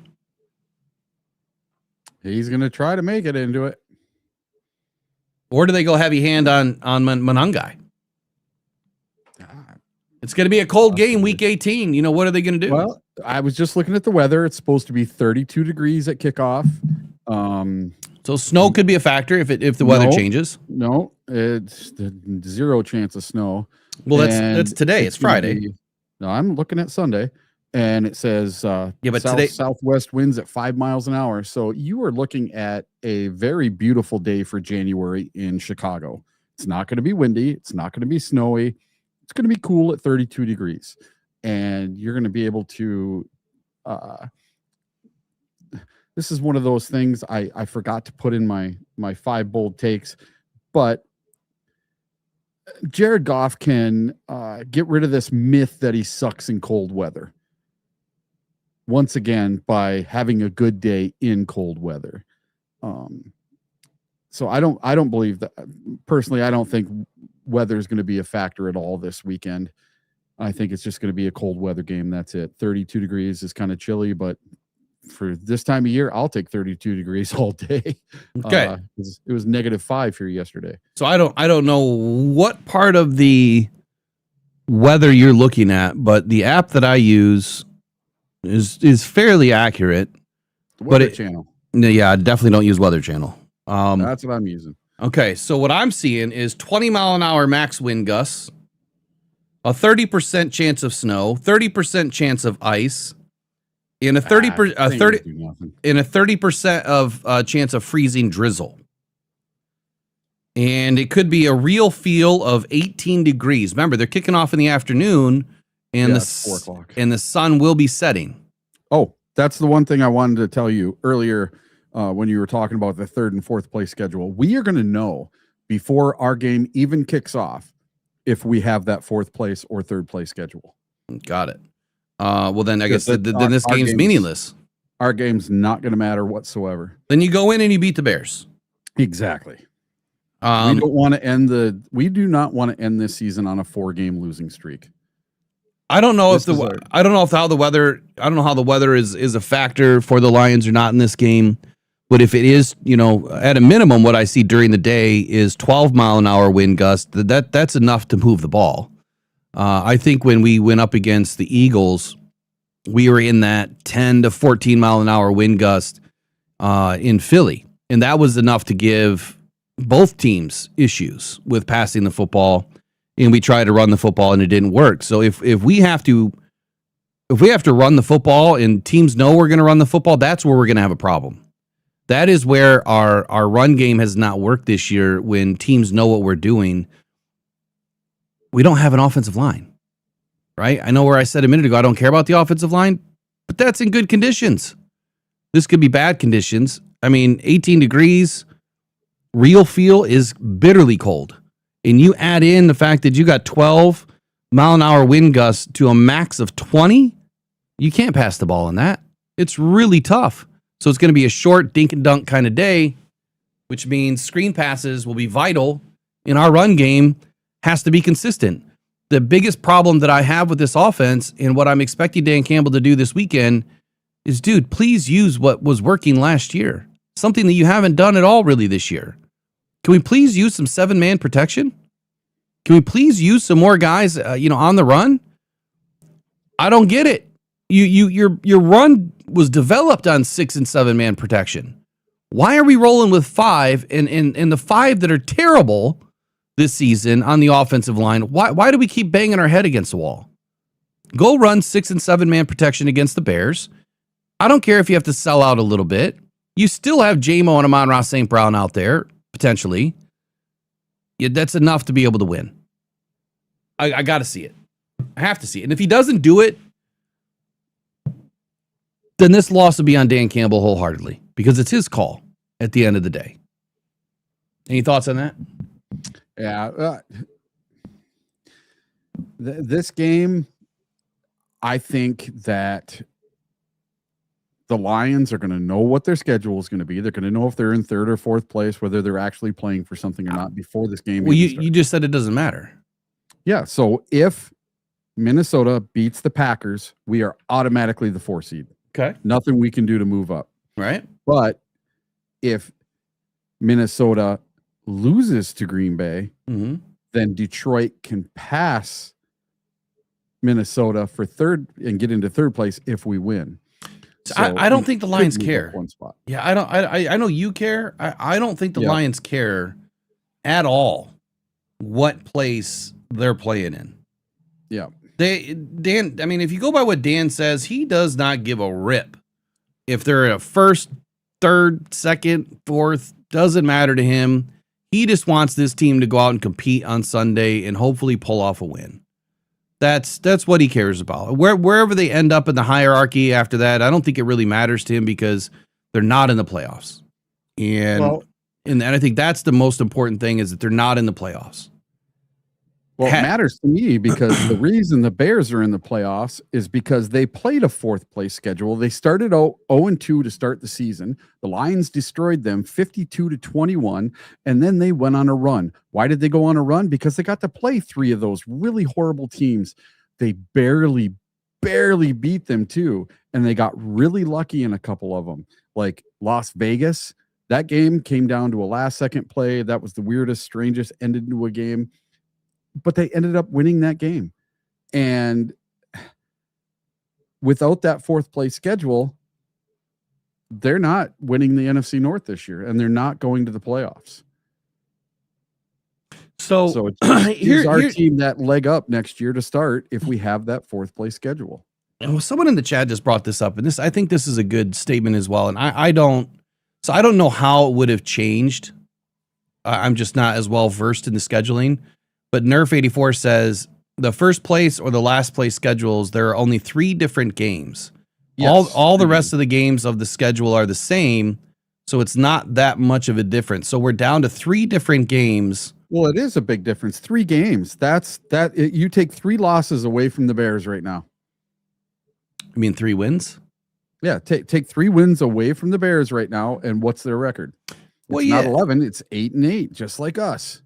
Yeah, I get it, but I just the difference. I don't think that 3. We'd have to know what those 3 games were. They won those 3 games against no bottom opponents. But we would have to know what those 3 games were. Who would have been the other opponent?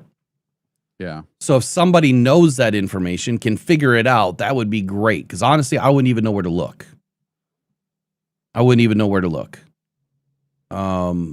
Just have to compare their schedules. I mean, they could have played 3 worse teams. You know what I'm saying? They could have played 3 teams that were statistically worse than the games that they played. They could have played 3 games that were, top teams in the league, potentially. But it would be nice to know which games they were. Well, the one was the Raiders, and we played the Chiefs. That was first place versus fourth place. Well, I see Attila said that, but I don't know. I need to know. I need to see it. And then it would have been Rams and Cardinals for the other one. K-Biz just said that, but I want to know for fact. Yeah, and then there's one more. I'm trying to look it up right now. Would it have been the Steelers? K-Biz says Bucks and Saints. Okay, yeah. So would you have rather played the Saints, the Raiders, and the Cardinals this year? I sure would have. Well, I mean, the Saints that may have been 3 more wins for us. Saints are boom or bust. Raiders are boom or bust. Bills are boom or bust. Rob is so. Here's what we need to know: who would have been the 3 teams that the Bears would have played had they been in a third place schedule?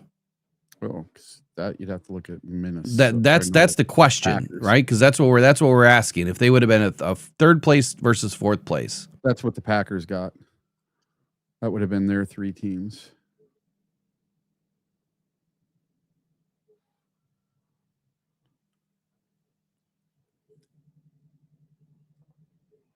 I'd have to look at the Packers schedule and see who they played through. So the Packers played Denver. Oh, so there's the first place team. And then who did they didn't play the 49ers. They would have played the Seahawks, right? Another first place team. Yeah. So it's driving my narrative correct. You want a third place schedule, and there's 2 first place teams that we could have had. Oh, it was Niners, Broncos, and Panthers. No, not Niners. It would have been Broncos, Panthers, and Seahawks. 3 first place teams. Yeah. So there you go. It drives my narrative perfectly. I don't care. Mine too. No, it doesn't. Because the Bears got to play those 3 shitty teams, while the Packers in third place got to play 3 teams that went from third to first. So for next season, I would rather play the fourth place teams. For both teams, if we get a third place schedule next year, if it happens the way it happens this year, if we get a third place schedule, we have 3 harder teams on the docket. Exactly. I'd rather play the fourth place teams. So the Bears, that they had a third place schedule this year, they would have had 3 harder teams. Exactly. And if the Lions get a third place schedule next year, we would have 3 harder teams. Exactly. That's why I want that fourth place schedule. With our team and the way we could turn around in 1 year, my God, you could see one of the biggest turnarounds that's ever happened from worst to first. Well, no, I don't. I wouldn't agree with that. We're still a 500 team. I don't know. You add three wins in, it makes you a lot better than 500.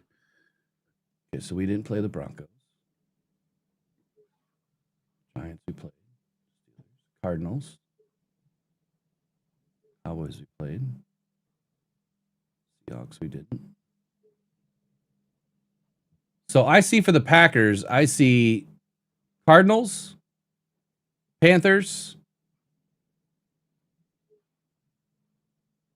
Broncos,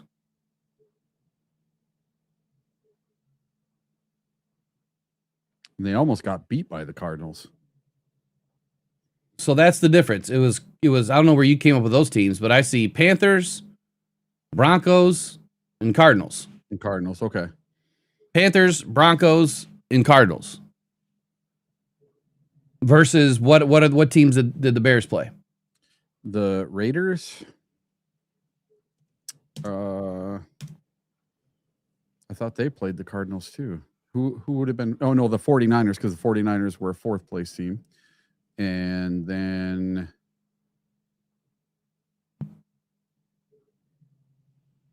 trying to think who the other one would be.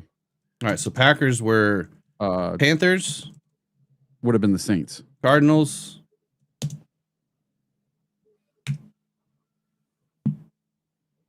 Yeah, the Bears played the Raiders, the Saints, and the 49ers. Broncos. So 2 of them were crappy teams, and one was much better in the 49ers. They went from 6-10 to maybe the 1 seed this year. Yeah, I see the Seahawks were in preseason for the Packers. Yeah. So it was Panthers, Cardinals, Broncos for the Packers, and the Bears, We're 49ers, 49ers, first place team. Raiders.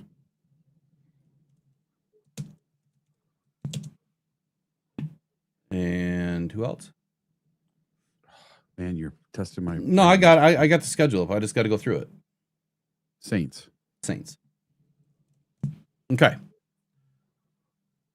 Oh, this says the Raw B says the 3 teams were the Raiders, Saints, and Dolphins. Who played the Dolphins? The Bears. They didn't. I don't remember the Bears. They didn't play the Dolphins.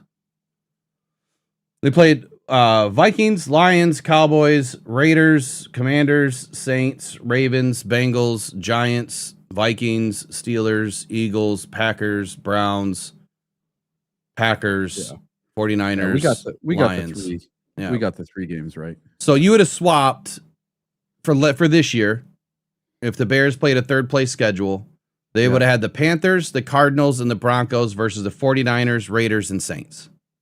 Yeah. I think that's tougher. I don't know, man. The Saints are boomer bust. The Raiders are boomer bust. The 49ers are better. The Panthers, they've been playing great in the second half. They didn't play great in the first half. The Cardinals, not great. But the Panthers beat the Packers in the second half. But they beat them. Or was that in the first half? They beat them 13-10. 5, 6, 7. That was right in the middle. 16-13. All right, yeah. 3-point game. The Panthers weren't a great team really at that point. No. Either way, I mean, okay, so it's a coin flip. So for me, it's a coin flip. You know, it really is. I see where the Panthers are a good team now. They weren't then. The Broncos, and then I guess the other question is, were they home or away? So that's the other question. The Bears played. They played. We're way off topic. Here we go. Raiders away. Saints home. 49ers away, right? Yep. Yeah, they played at 49ers. So it was 2 away games. And then the Packers were... So that should flip this year. Home.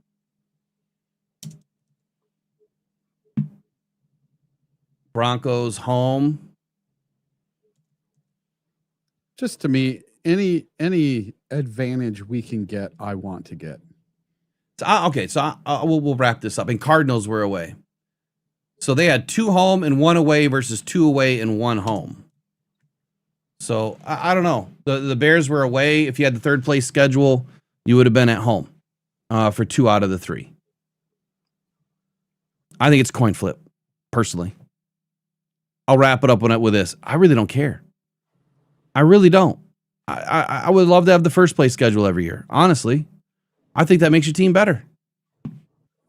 I really do. The more you can play better teams, I'm all for it. You know, you want that experience. You want to know that you're playing the best of the best. I get your point, though. You want to have that fourth place schedule. And here's what's going to happen.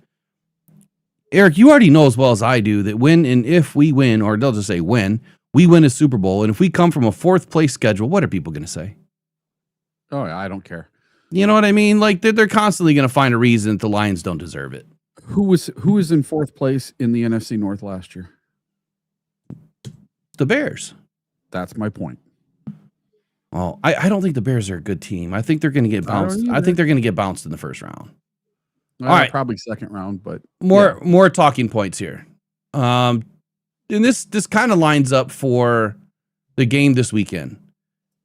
Will Dan Campbell stick to the play action script that dominated week 2? And I say that because Jared Goff has had a season high 198 play action yards in week 2 versus Chicago. Season high. That was the best game we had using play action. Mm-hmm.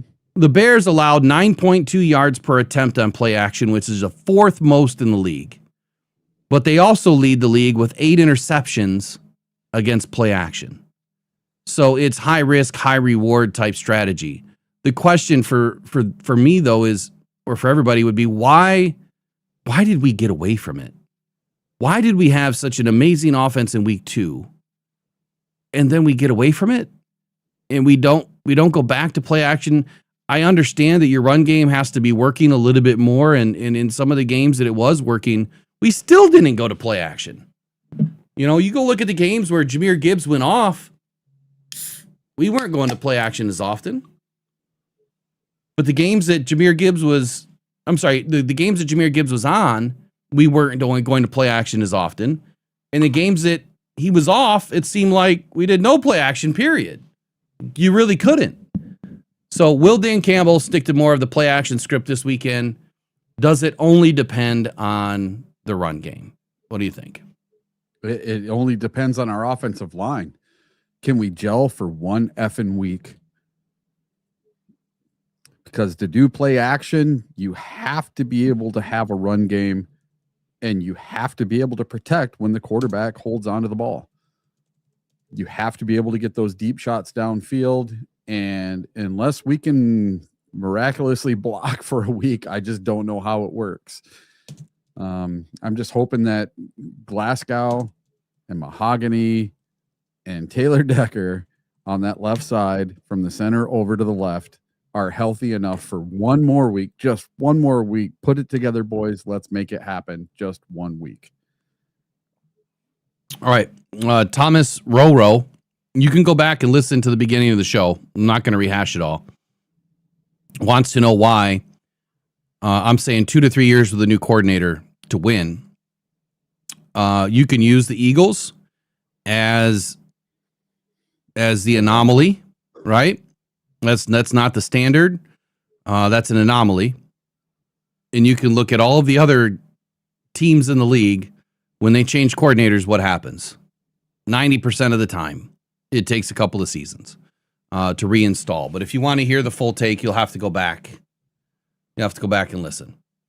So will Dan Campbell stick to play action? I hope he does. To your point, our offensive line needs to gel. And to that end, the offensive line needs to be able to protect Jared Goff when he is using play action. That's going to be a sticking point. Another talking point here. How does Detroit hide the base defense liability?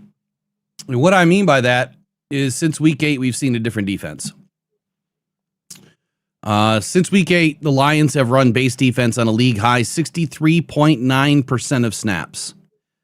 However, Caleb Williams destroys base defense, and he has, generating an explosive play rate 23.4% of the time, 5th highest in the league. If Detroit stays in base, Caleb Williams could have a good game. And for what it's worth, I don't understand why we haven't been getting into our sub packages more often. It's probably a personnel thing, to be honest with you. The injuries, they cause personnel issues. But that's where I'm going to leave it. Is our base defense a liability in this matchup?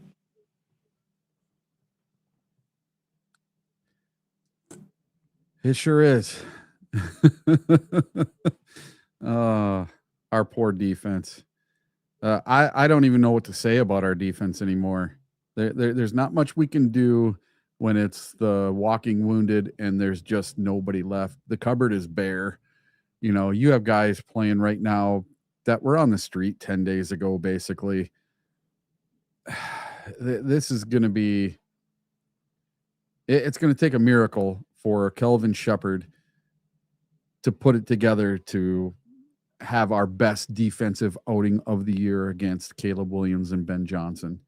Now, the one thing that Kelvin has going for him is he knows Ben Johnson very, very well, knows his tendencies, knows what he likes to do. But even with that said, when you have a quarterback that can run around like that, it's going to be tough. It's going to be really tough. So against a base defense, I think we're going to have to do something funky. We're going to have to switch some stuff up for the last game of the season. All right, well, let's hear what Dan Campbell has to say.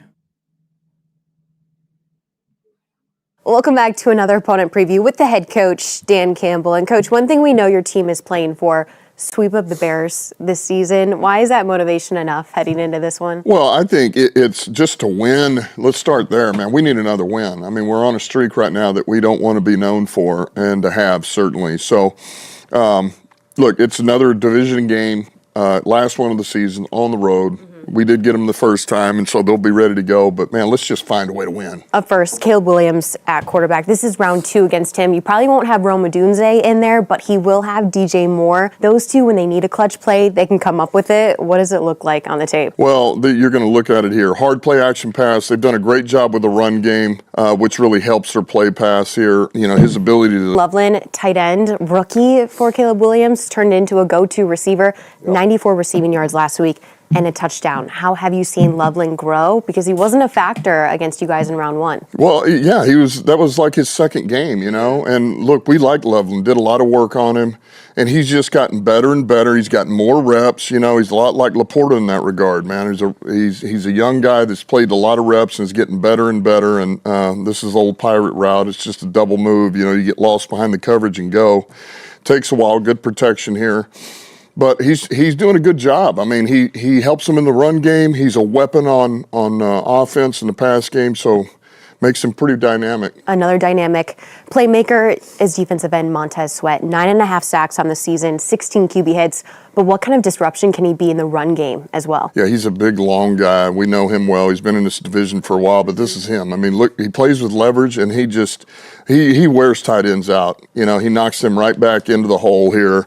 And there again, we're just talking about the run game. But to me, you want to be a DN, you got to be able to play the run and then affect the pass game. So this is him, man. He's a load. He's strong. He's long. And then obviously he can get to the quarterback too. Chicago is number 1 in turnover margin by about a mile.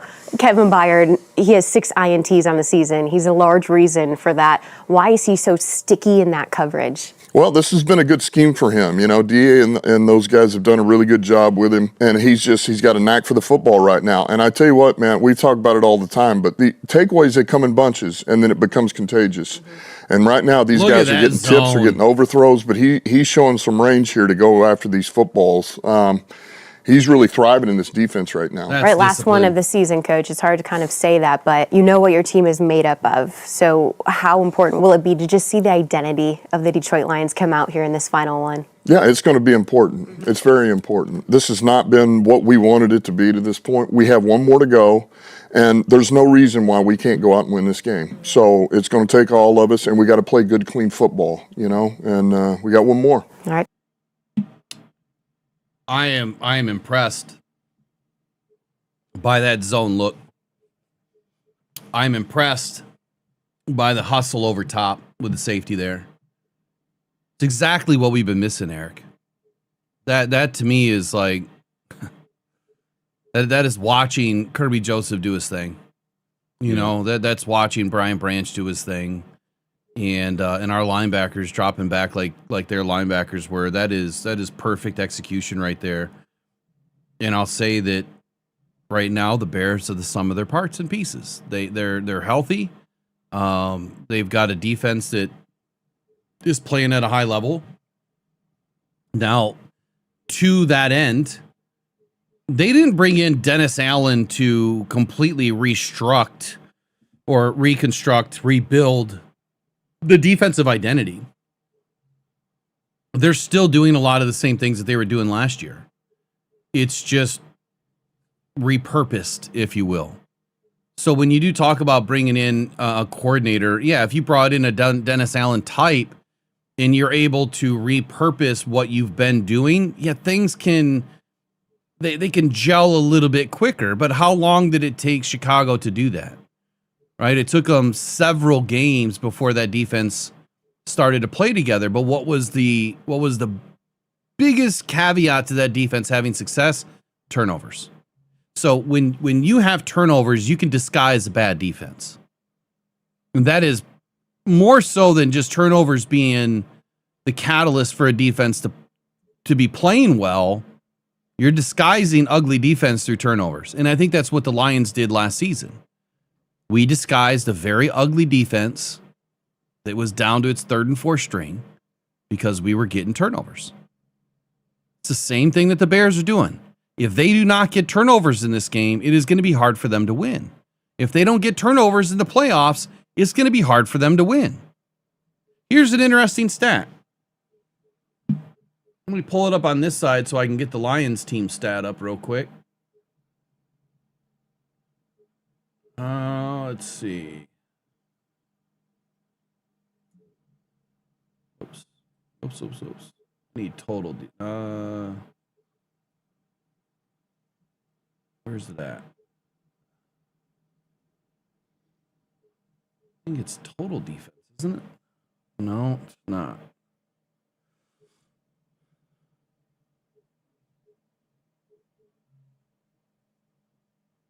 No, it's not there.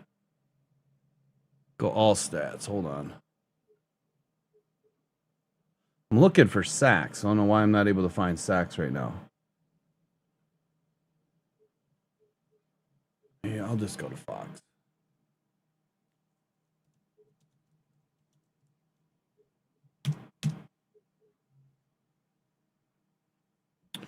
Okay, defensive rankings right now overall. I'm just gonna go straight to sacks.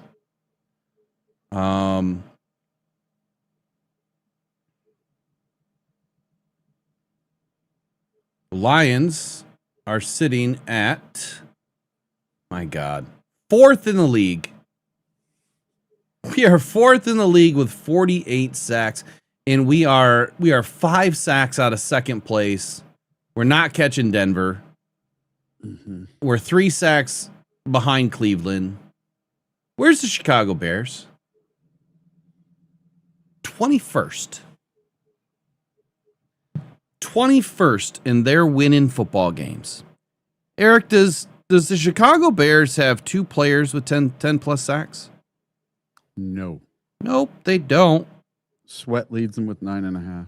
Yep, and the next closest player is Booker with 4.5. They've spread the sacks around. I mean, I don't even see where all these sacks add up. 1, 2, 2.5, 3, 12, 15, 16, 17. I'm sorry, the next closest player is Gravon Dexter with 5. Let's see where it adds up now. But yeah, you've got 2 guys with 5, 4.5, 1 guy with 9.5. Nobody else has, I mean, you got 1 guy with 3. Everybody else has 1, 1.5, or a half. But we have 2 guys that have, 11 plus. We're 4th in the league, and we're not winning football games. So can we finally get rid of this narrative that sacks win football games? We finally get rid of it. What I've been saying since day one, which I know I'm public enemy number 1, and that's okay. I'll stay in that spot. Is I've said that turnovers win, right? And having a secondary that can give your defensive line time. That is what wins football games. And right now, the Bears have both. They have a secondary that's playing sticky.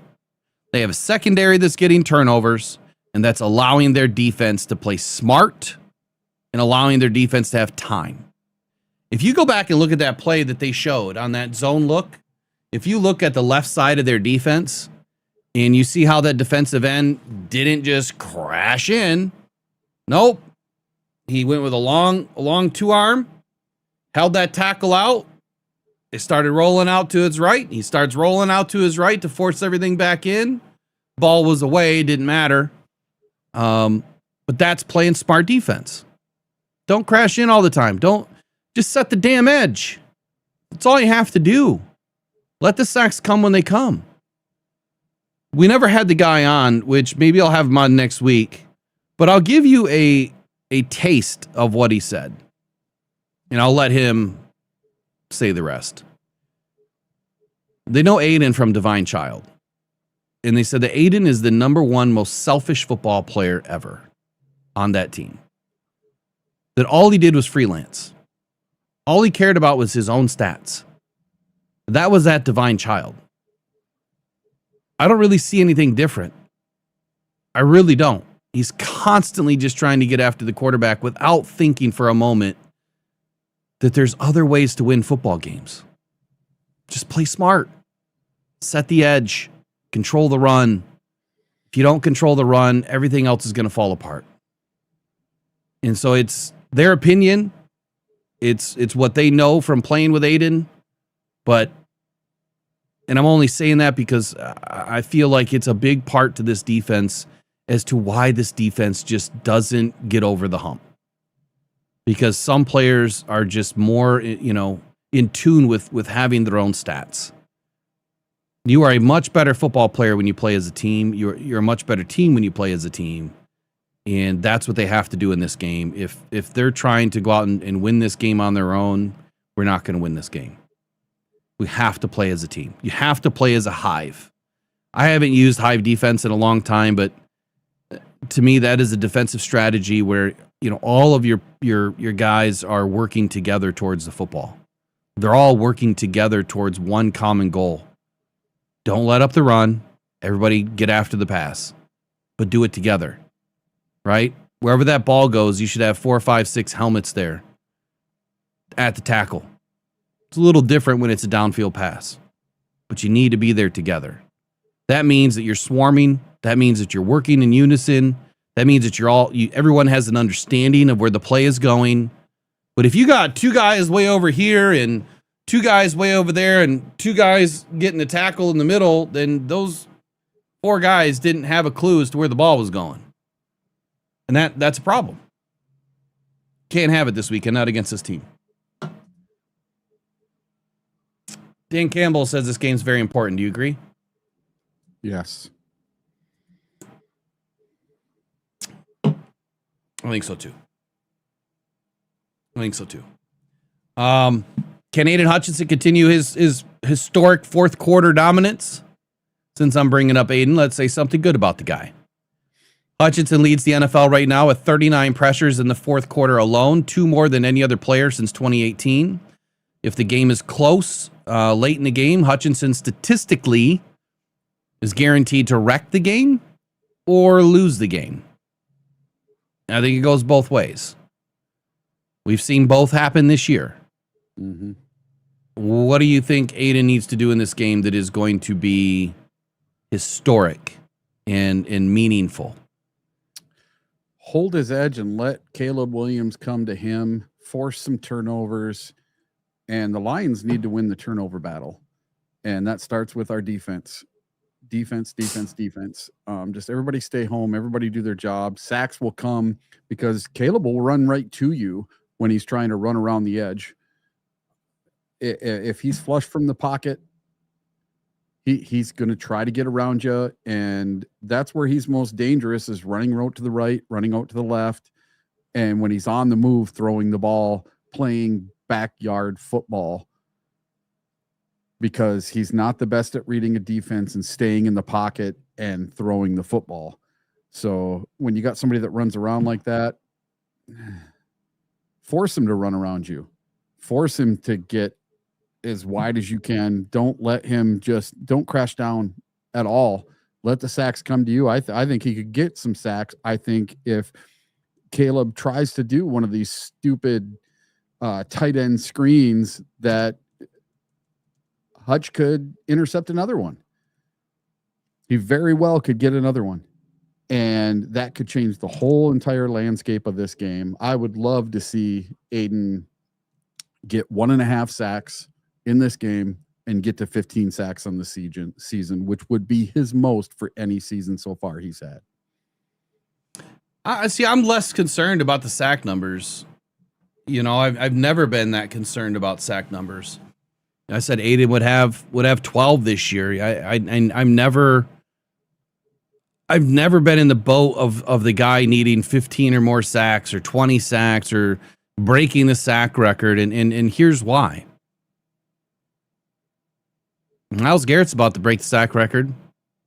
Yeah. Are they in the playoffs? Nope. No, they're not. The Lions aren't even close to breaking the sack record. Aiden might have the most sacks potentially that he's had in his career. Are we in the playoffs? No, we're not. And so what I'd rather see is a team defense that's playing well together. But since we are out of the playoffs, I wouldn't mind seeing Hutch get a sack and a half to break his record. And are you willing to do that at the risk of losing this game? No, I'm not saying that either. Okay. No, I'd much rather win the game.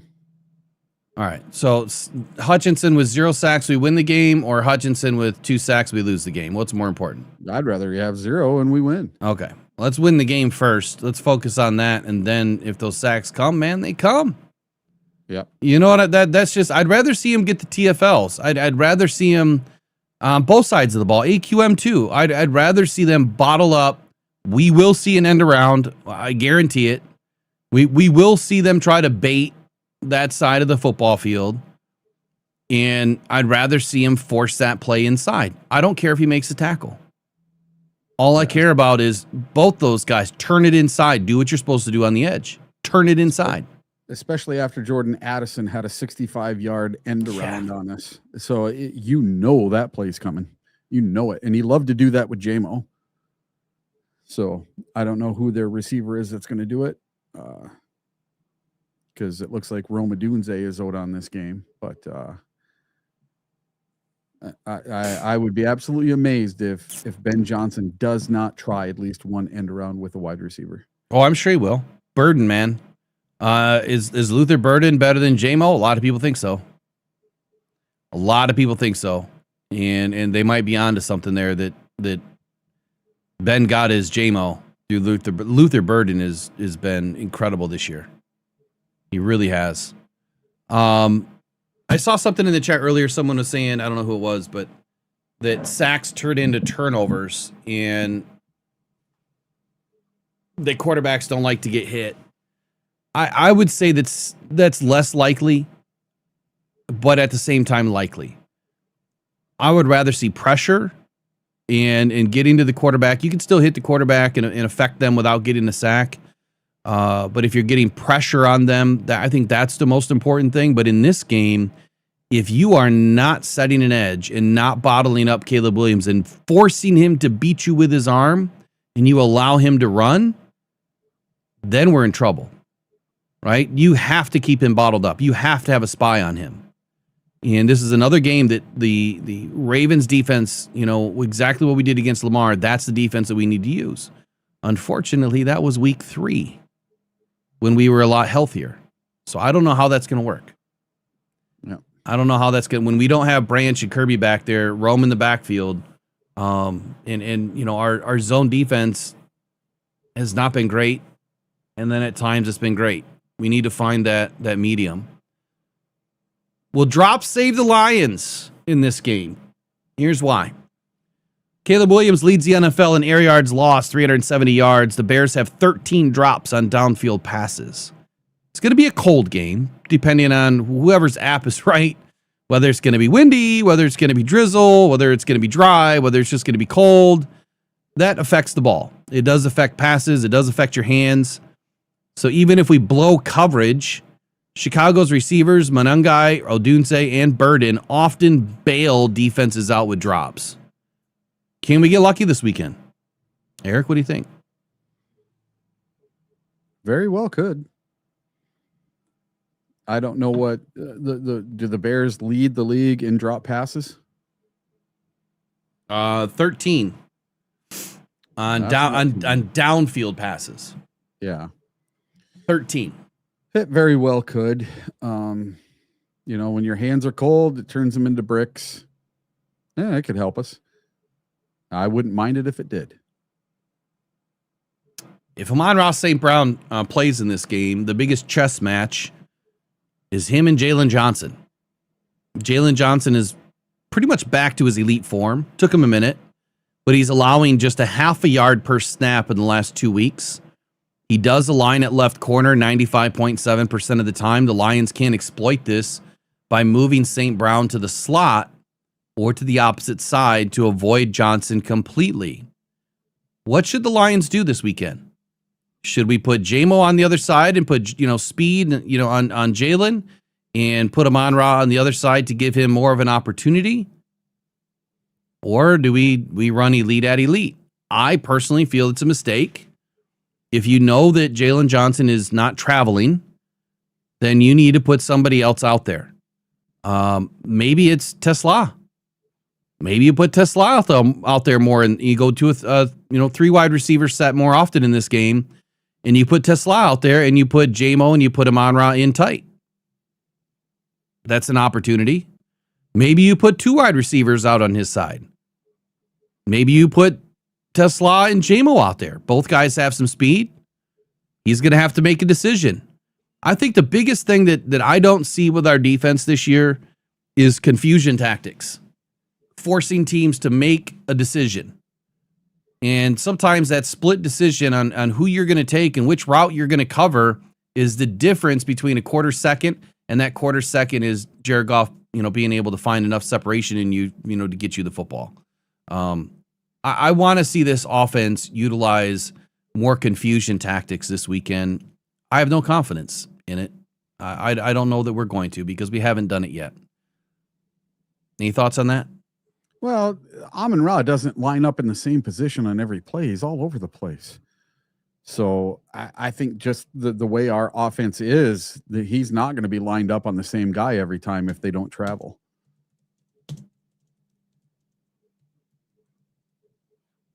Heck, you can watch J-Mo. He's not always to the left. He's not always to the right. Sometimes he's inside. Sometimes he's outside. He's all over the place too.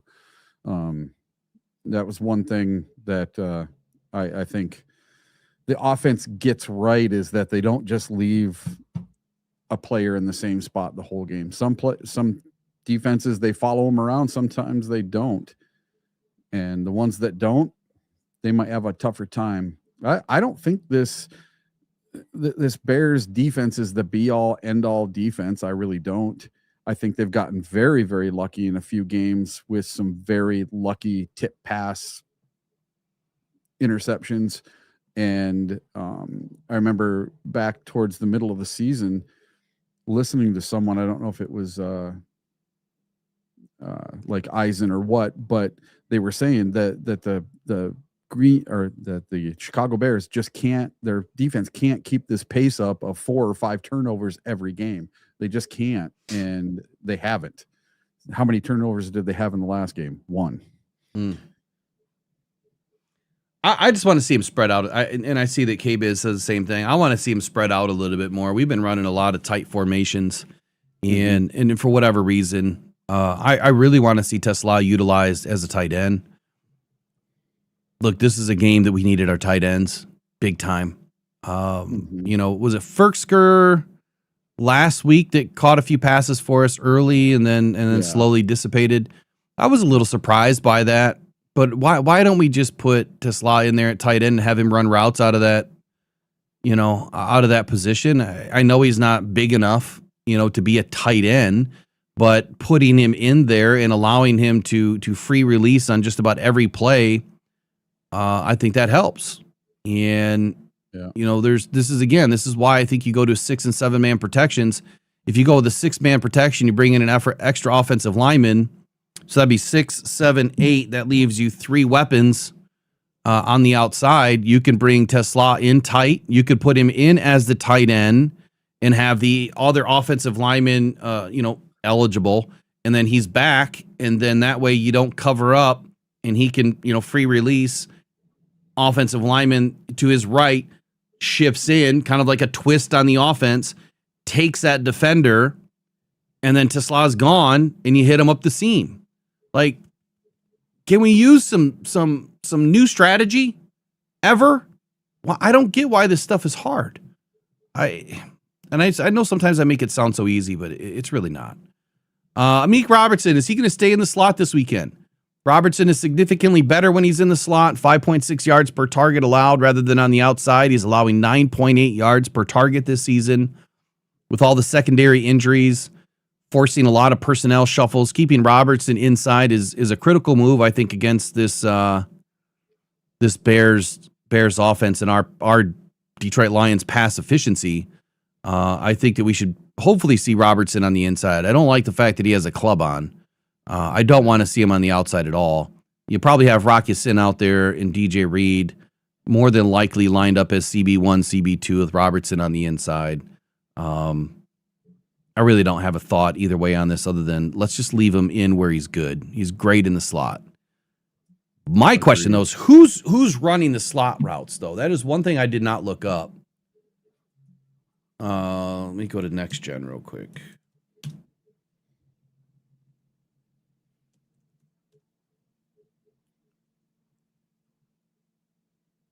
Oh, quick question. If anybody is in Michigan on the, we'll just say from Rockford to Kalamazoo to Freeport to Allegan. If you're in that diamond and you have property that you're looking to sell, get a hold of me. I'm looking to buy. All right, so Next Gen. Let me get into the charts here. Let me see if I can find the passing charts for the Bears. Actually, I need the receiving charts. Routes. Bears. Okay. DJ Moore looks like he's primarily been in the slot. If we look at all weeks, DJ Moore is running a lot of slot. Well, Luther Burden is too. Rome Odunze has been primarily outside the hash. Or outside.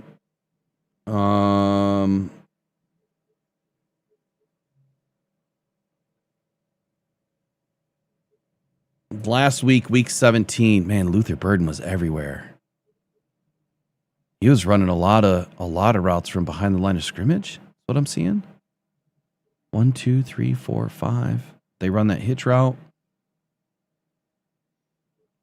Primarily DJ Moore is what I'm seeing. I'm seeing a lot more DJ Moore out of the slot. So that's an interesting matchup for Amik Robertson if it's going to be DJ Moore. I don't really like that. I think that's a bad matchup. I think you want a bigger body on DJ. The boomer bust deep ball paradox. I think I've already kind of gone over that. The Bears defense gives up huge. No, I didn't go over this.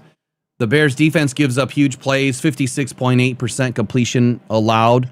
It's the second highest in the league right now, but they also lead the league in interceptions with 16. Will the Lions go deep in this game? I think it's weather dependent, number one. Obviously, it's offensive line dependent. We have to be able to give Goff some time. We have speed, and we need to utilize the speed. I'd love to see Gibbs and J-Mo lined up together. You know, just run those guys deep. You stop Gibbs short. You have him come back to the football to be your choice route, and get J-Mo downfield on a couple of passes.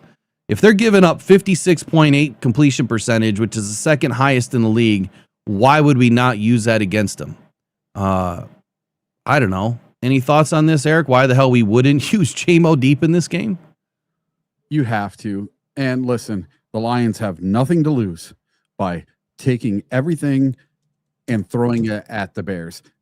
Unload the kitchen sink. I'm talking go for it on every fourth down.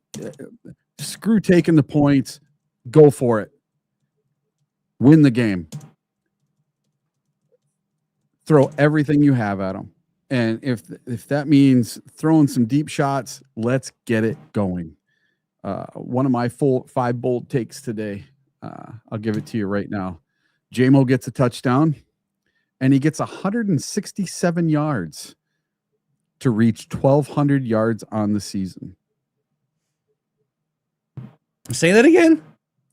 J-Mo's going to get a touchdown, and he's going to get 167 yards to reach 1,200 yards on the season.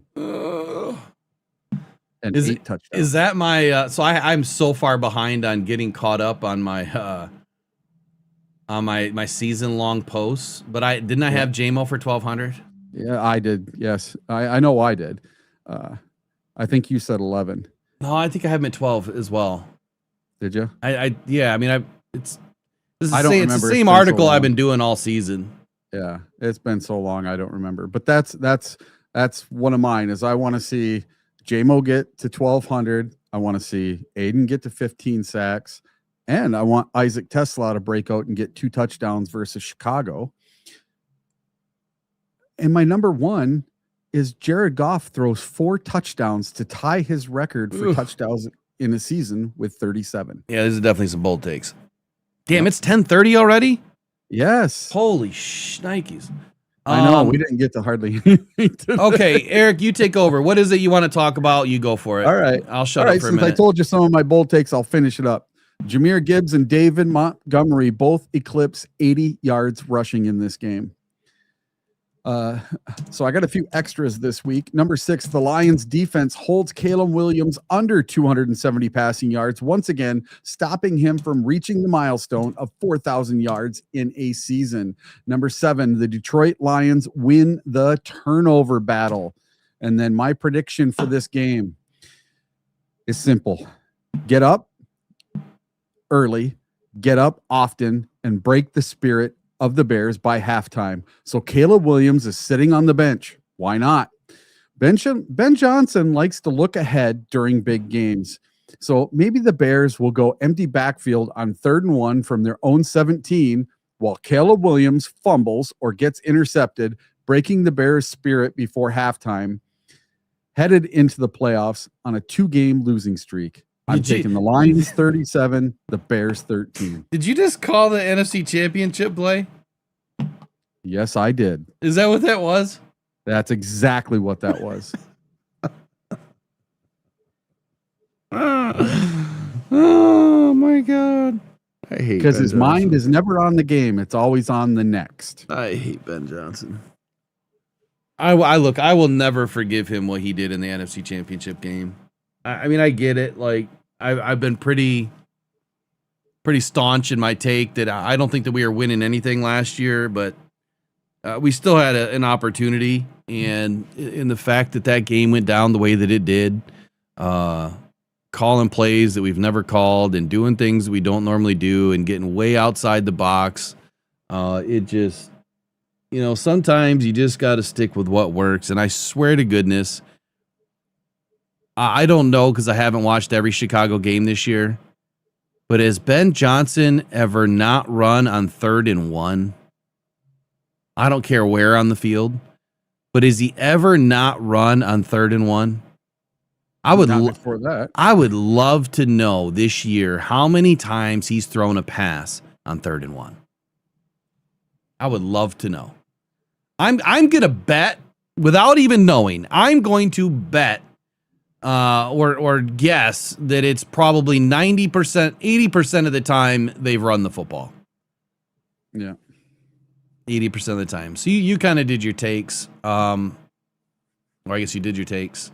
Yeah, I did them all. Let me just run through a couple of things. Look, my assessment for this game, I'll put it out by tomorrow. I got a couple of things that I want to look into still, but the offensive coaching staff has been excellent at identifying defensive tendencies for the Bears.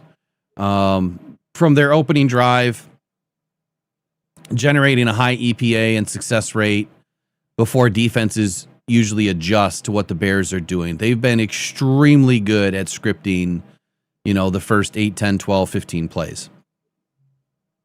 And with our defense, the way that it has been broken and missing, a lot of players, I think it kind of throws a crimp into their style just a little bit because you don't know what we're going to do, assuming that we're going to do something actually different.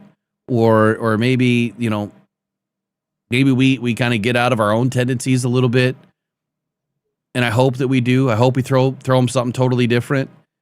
I think that if I'm going to give a realistic take or, maybe it's a bold take, I think that Ben Johnson scripted starts that have been so good for him this year, I think he's going to struggle in this game. I think the pressure is going to be too high. I think he's going to try to put way too much in, and I think they're going to struggle. And I think that to your point, get up early, take your Viagra, get up often, and stay up. Maybe take that second dose of Hims. I don't know, whatever. I think that the Lions have an opportunity in the beginning of the game. And you have to strike.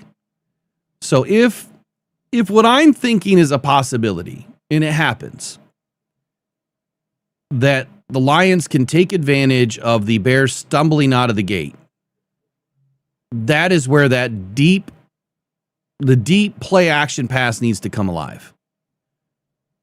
Take advantage of them stumbling a little bit, get a couple of touchdowns on the books, and then both defenses will typically adjust, and that's where it starts to get tight. That's where the Bears the Bears offense starts to come back, right? And they start to do things that have been working for them. But if you at least have some sort of padding, I think that we can win this game. If we're going to go play for play, score for score, or if it turns into a defensive nightmare where we're just gridlocked, I don't think we win this game. I think that it does take exactly what you said. We have to get up early. You have to play from a lead. And Aiden has to play smart. Does Caleb Williams eclipse 400 yards passing? Hell no. Or 4,000 yards passing? No. But our base defense, which is a liability against this team. Yeah. You have to put some sub packages in. You have to be able to get out of your comfort zone and do the things that make the difference in this game, which is doing something different. Does Aiden Hutchinson break his single game sack record and get 5+? Probably not. I think that Aiden might. Funny, though. Yeah, it would be crazy funny. But I think that Aiden will be sackless in this game. That is a realistic stat for me because I want him to be sackless in this game because it tells me that he's playing smart. Let somebody else get the sacks. We cannot allow that edge for Aiden to be wide open. Conversely to that, I think that we're going to see Aiden up on 50% or more of his snaps. I don't think he's going to have his hand in the dirt as often as he had this season. They started to play with it last week. And I think that Aiden was a much better football player because of it. Now he screwed up on one big play on Christmas, but this is a different opportunity.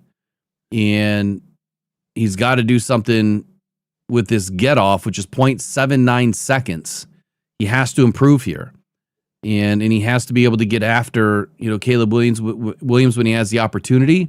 But more importantly, he has to get after DeAndre Swift and Kyle Monangai. Those are the two guys that I need him to get after. Forget Caleb Williams. Take care of those running backs. I want to see Aiden have his best game against the run. His worst part of his game is against the run and tackling.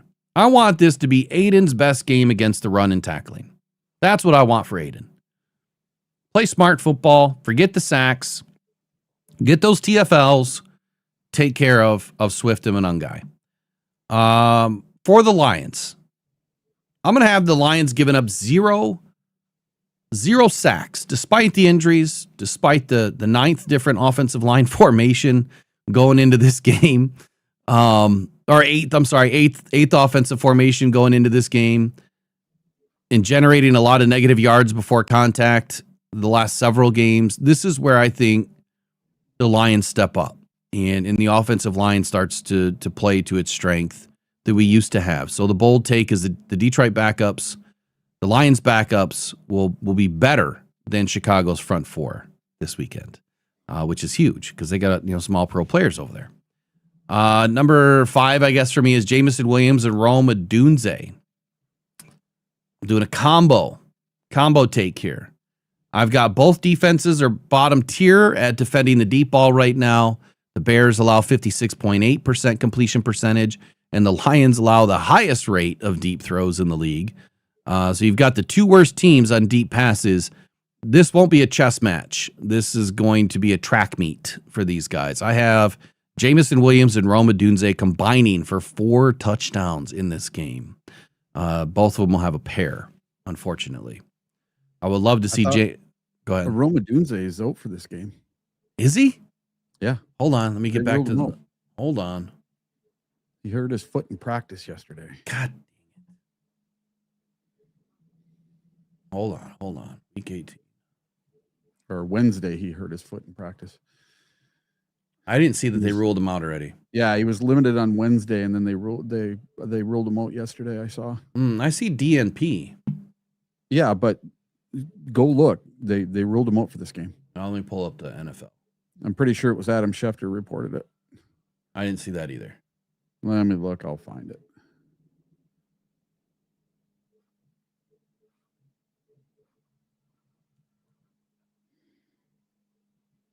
Well, if he's out, then it's going to be J-Mo and Burden then.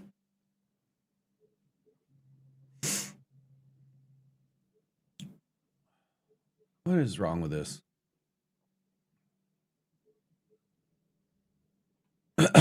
Here we go.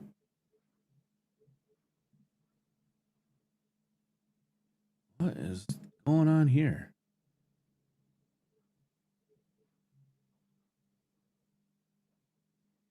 Okay, that's not it. Oh, NFL totally changed everything.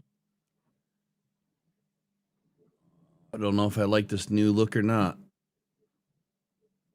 I used to be able to find everything pretty easily.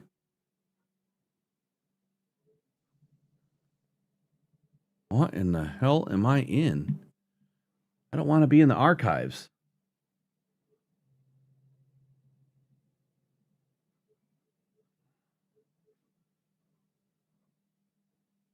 Oh my God, what is all this?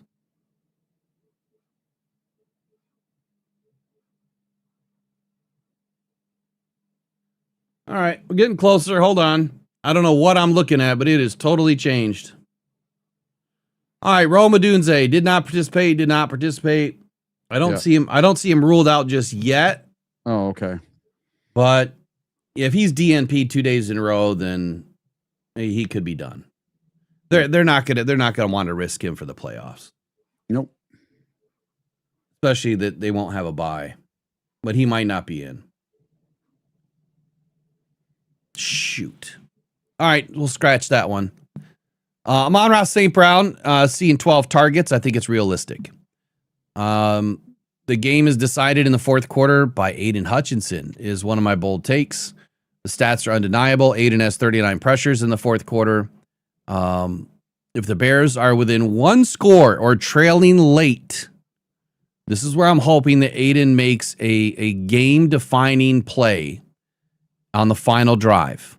Whatever that play is, a game-defining play on the final drive for the Bears in the fourth quarter. I don't care if it's an interception, a batted ball, a TFL. I don't want him to get sacks, but if he gets a sack to end the game, great. I just want a game-defining play from Aiden in the fourth quarter on the final drive for the Chicago Bears. I want Aiden to head into the offseason with his chin held high. That's what I want. So that'll be my major bold take. Chicago Bears will not score on their opening drive.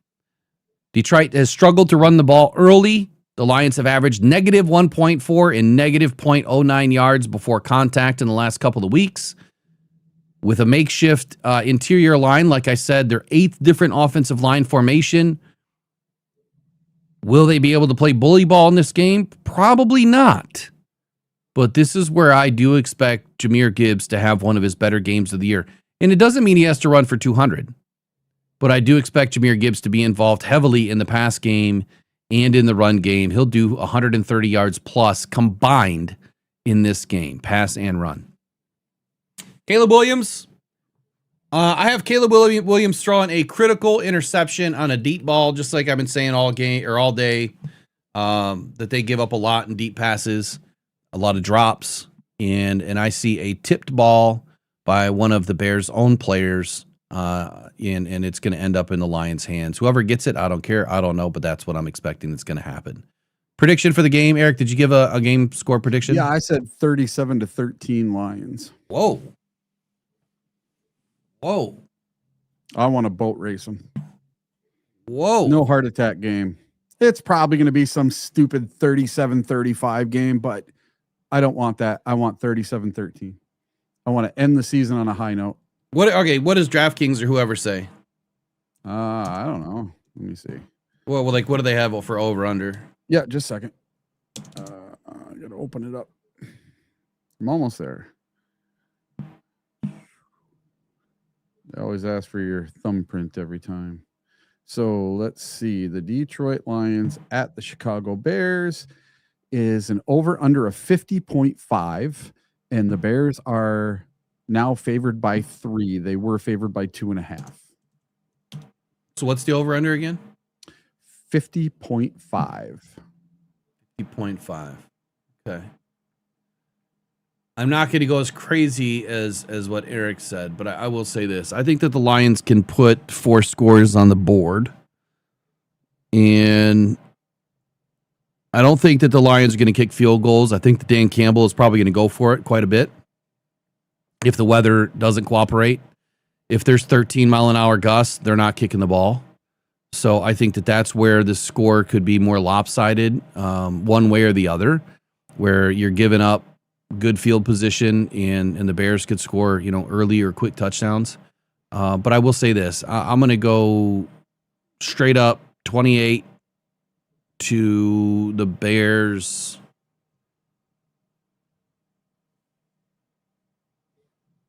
Mm.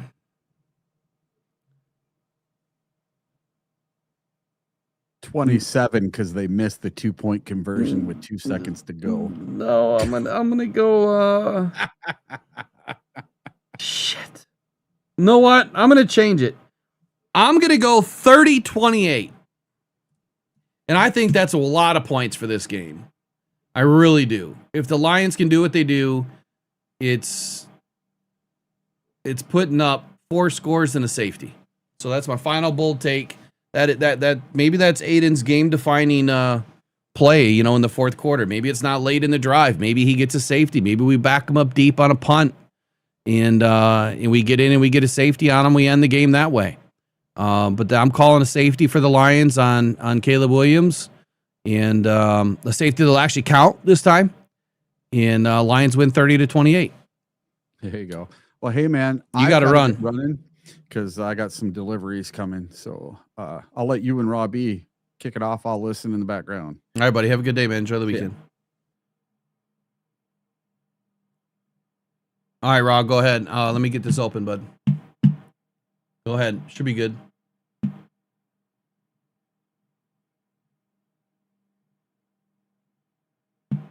Should be good.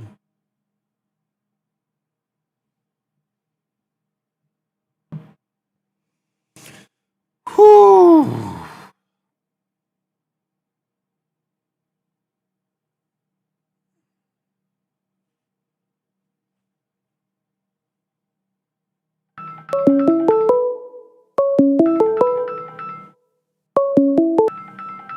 What's happening, Raw? Oh, shit. Why can't I hear him? Hold on. I got no sound on my end. Hold on. Can I hear you? You can hear me or you can't hear me? Hold on.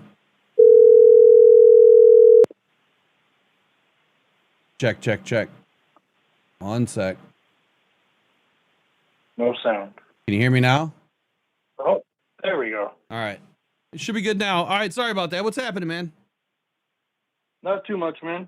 My apologies. Not trying to be pushy when I was asking to open the lines. Oh, no, you're fine. I know you guys got a lot that's going on, so sometimes you don't see my comments or anyone's comments.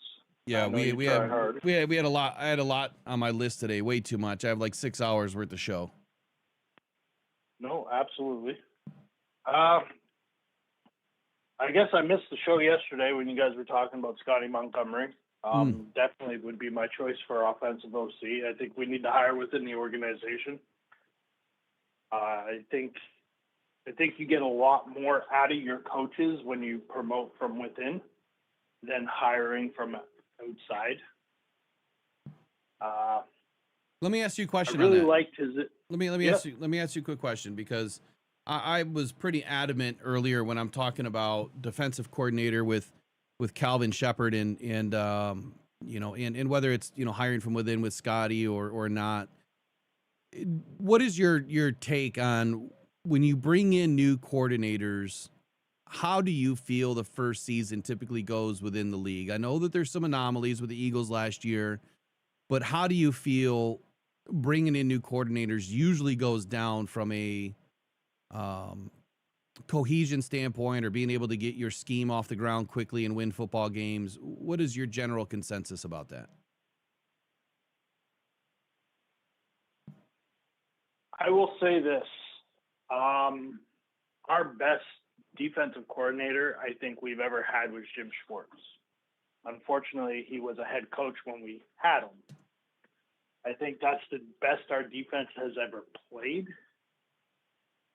When he was let go and he became a defensive coordinator again, he's always at the top of the list basically every year.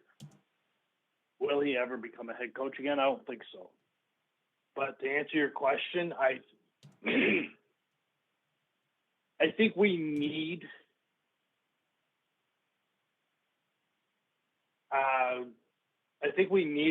AG Kelvin Shepard style of guy.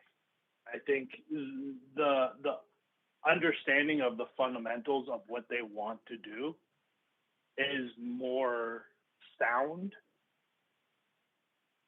and is tailored towards the guys we already have. I think that's another reason why Dan Campbell went with Kelvin Shepard. One, because he's been groomed for this position with the Lions, but with AG and whatnot. But he knows how to get the most out of his players, just like Dan Campbell knows how to get the most out of his players.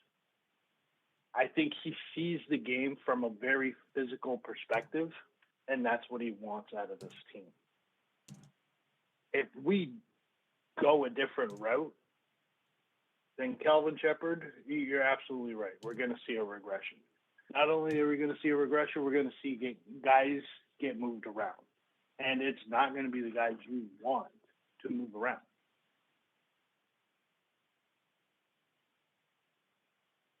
Okay, so if I'm understanding this, if you change coordinators, we'll stick with defense. So if you get off of Calvin Shepard and you bring in a new coordinator, and the thought process is if you change the scheme, you bring in a new coordinator and you change the scheme. So you get rid of the 4-3 gap and a half style man defense. If you get away from that and you start a new scheme, do the Lions compete right away? Is there regression right away? How long in your There's regression right away. And how long in your experience has it typically taken teams to get back to a level playing field where they're able to win football games? Sometimes they just don't. Oh, there's that. You just keep shuffling defensive coordinators until you find the right fit with the combination of players that you have. Excuse me. So everyone talks about there's 3 phases to the game of football, right? Yep. Offense, defense, special teams. Sure. Well, within that, there's also 3 phases to the offense. There's 3 phases to the defense. There's 2 phases to special teams. On defense, you got the pass rush, the run stoppers, and the DBs for pass coverage. On offense, you got the blockers, the playmakers, and the chain movers. And by chain movers, I mean like running backs, receivers, and your blockers. So there's the complexity of football is much more than just 3 phases to the game. There's a lot more into that. That's just simplifying it to say there's 3 phases to football, because there's not. There's much more than that. Now, out of those 8 phases to the game that I mentioned, if you're good at 5 of those, that's a championship quality team. If you're good at 5 of those, you're okay at 1 or 2 of those, and then you're just not good at one of those. Overall, talent-wise, you have a very, very good club. And I think that gets lost in the whole simplifying the game with just 3 phases of the game. You need a good defense. You need a good offense. You need a good special teams. Well, it's deeper than that. I think Calvin Shepard understands this when he's taking his approach to defense. Aaron Glenn understood this. Schwartz, yeah. Jim Schwartz understood this. Like, all the good defensive coordinators understand this. So let me expand on that, Pat, on that for just a moment. The multiple different layers that you're speaking to beyond the core 3, offense, defense, special teams, I'm going to say that they generally rely upon the positional coaches. So your guys that are assistants to the offensive and defensive coordinator, the assistants to the special teams coordinator, the positional coaches. You've got the pass game coordinator, run game coordinator, your offensive line coach. You've got all these different positions that help the defensive coordinator or help the offensive coordinator see the field, see the scheme, see the opponent, make a game plan, and then help each position know and do what they need to do to help perform at a high level in each game. Here's how I kind of viewed this year. When you brought in not just promoting Calvin Shepard, but then bringing in Johnny Morton, which I think Johnny Morton's a lost cause, you also brought in 14 different assistant coaches. The Lions have had extreme turnover. This was not just, the Eagles bringing in, Vic Fangio and Kellen Moore, and then a lot of their same personnel stuck around. That's not what it was. And I don't know that Calvin Shepard had any, say in who those assistants were going to be or positional coaches were going to be. I don't know if Johnny Morton had any say in who his assistants or positional coaches were going to be. A lot of them just stayed, right? A lot of them were just moved around. So without having cohesion at all ranks and levels underneath your coordinators and building that cohesion, I think that that's what a lot of fans are missing, is that this is not just about one person. It's not just about Kelvin Shepard. It's not just about Johnny Moe. Even though I believe Johnny Moe was a mistake, I think you have to look at what's underneath. And I think that the offensive side of the football, there was more in the building that stayed than there wasn't, but we did lose some pretty big names. Defensively, we lost a lot of names. So I think going into the next season, we're going to have more personnel that is let go and new personnel brought in than as opposed to changing Calvin Shepard. I think that Calvin Shepard needs more and better out of his assistants. They need more and better out of those positional groups. And I think that is a big reason why teams are able to take the next level or take the next step to the next level, because they're just as good underneath as they are up top. Ben Johnson is Absolutely. and I think Ben Johnson is a key, a key piece of the personnel when you look at. I mean, he was with the Lions before Dan Campbell was there, and he was a tight ends coach. So he was involved in passing. He was developing things for a long time, but he was a good reason as to why Sam Laporta was really good, in his first year, because he knew tight ends before the fact. Tyler Roll has been great, but for whatever reason this year he hasn't had the pieces, right? He had injury. I don't think he's an answer, but that's a big name that we're going to lose this next year. I'll leave it at that, though. I think that we need more cohesion underneath the guys as opposed to putting just the coordinator's feet to the fire. But I am willing to walk away from Johnny Moe without a doubt. I think he's done. And if they do keep him around, I think that that's a huge issue. I think it's an extremely huge issue because now you're creating conflict where you're trying to create chemistry and unity. Yeah, and hold on. I'm glad that Art just said the same thing that I've been saying kind of all this year and last year. Terrell Williams, I believe, was a huge reason why Aaron Glenn was much more successful last season with nobody on the defense, because of what he was able to see up front and how that defensive line was able to continue winning, because even though we didn't have a ton of sacks, the pressures were there. They were able to win by doing things differently. You need another Terrell Williams underneath Kelvin Shepard, in my opinion. That's what you need. I think Casey Rogers has been a liability to a degree. I know that we've had two guys that have had great sack numbers, but our run game fell apart, and that's directly, in my opinion, a Casey Rogers problem. But you can run with it, talk about whatever you want to talk about from there. I think you both kind of hit the nail on the head. Our run defense has not been as dominant as it has been the last 2 years. Yes, we've been banged up with injuries, but even if you look at last year, Ali McNeil was our only starter up until like week 17 when he went out with the knee injury. Yeah. And we were still a top 5 run stopping team. With everybody else injured, only Ali McNeil in there. We were 8th in pass rushing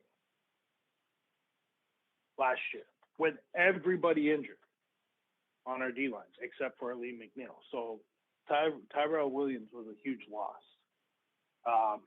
Wish him the best of luck where he's at, but wish he'd come back to Detroit. Yeah, unfortunately, he's battling prostate cancer this year, so I don't know how much he's been involved with New England, but that shouldn't be a surprise at how good New England has been this year with Terrell Williams on that staff. You look at a team that brought in new coordinators, new coaches, and they're having an amazing season. Let me backtrack for just a moment. Let me switch gears to offense. Yep. The Lions bring in Tashard Choice, who had a relationship with Jahmyr Gibbs. They also bring or change Hank Fraley from the offensive line positional coach to the run game coordinator and the offensive line positional coach. So our run game has not been as good this season. Is that because Hank Fraley is not as good of a run game coordinator, or is it because Hank Fraley is losing the ability to have an offensive line with cohesion now that we're into our 8th different offensive line formation here in 2025? What do you think would be the issue there, if there is one at all? I think it kind of starts at the top.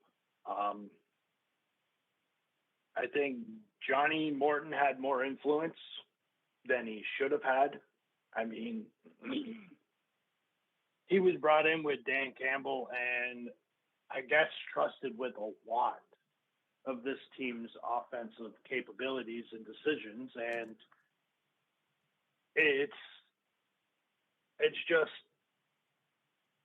what we saw from last year to what we saw this year. I don't think consciously Hank Fraley would have made the decision to sit Montgomery as much as he did.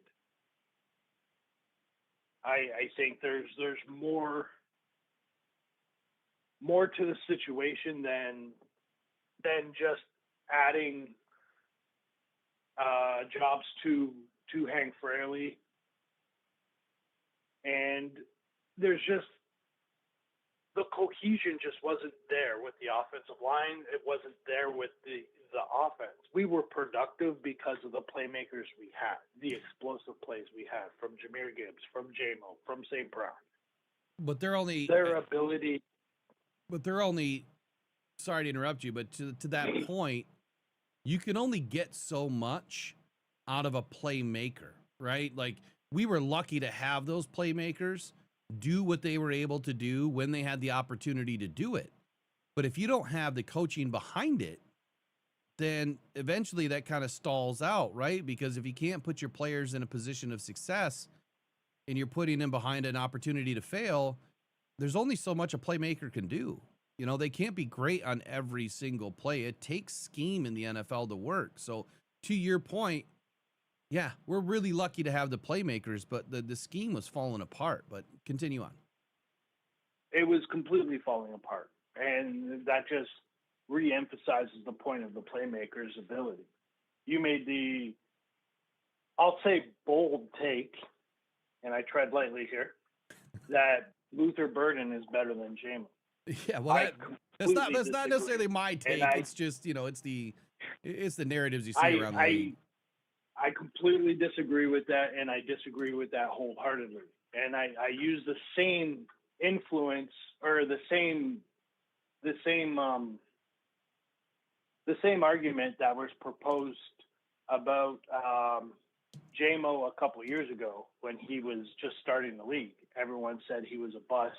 He's playing against number 3 cornerbacks, number 4 cornerbacks. They weren't putting their best guys on him because his route running wasn't as well as refined. Well, look at last year. Look at this year. Teams learned you can't just put your number 3 or 4 cornerback on J-Mo, because if you do, it doesn't matter how fast they are. If you do, he's going to beat you with whatever limited routes he was running then compared to what he's running now. I think Luther Burden has benefited from having the number 3 and the number 4 DB on him. I think he's more of an identical receiver to St. Brown, where he's very shifty. He's got a lot of burst to him. And he can do that work underneath where he can make a linebacker or a safety miss and then just collect some yak. That is a great explosive way to get yourself noticed. But if you're getting yourself noticed against personnel that shouldn't be on you versus somebody who should be on you, who may be able to contain you a little better and play at your level of athletic ability, you might see a lot of that yak disappear.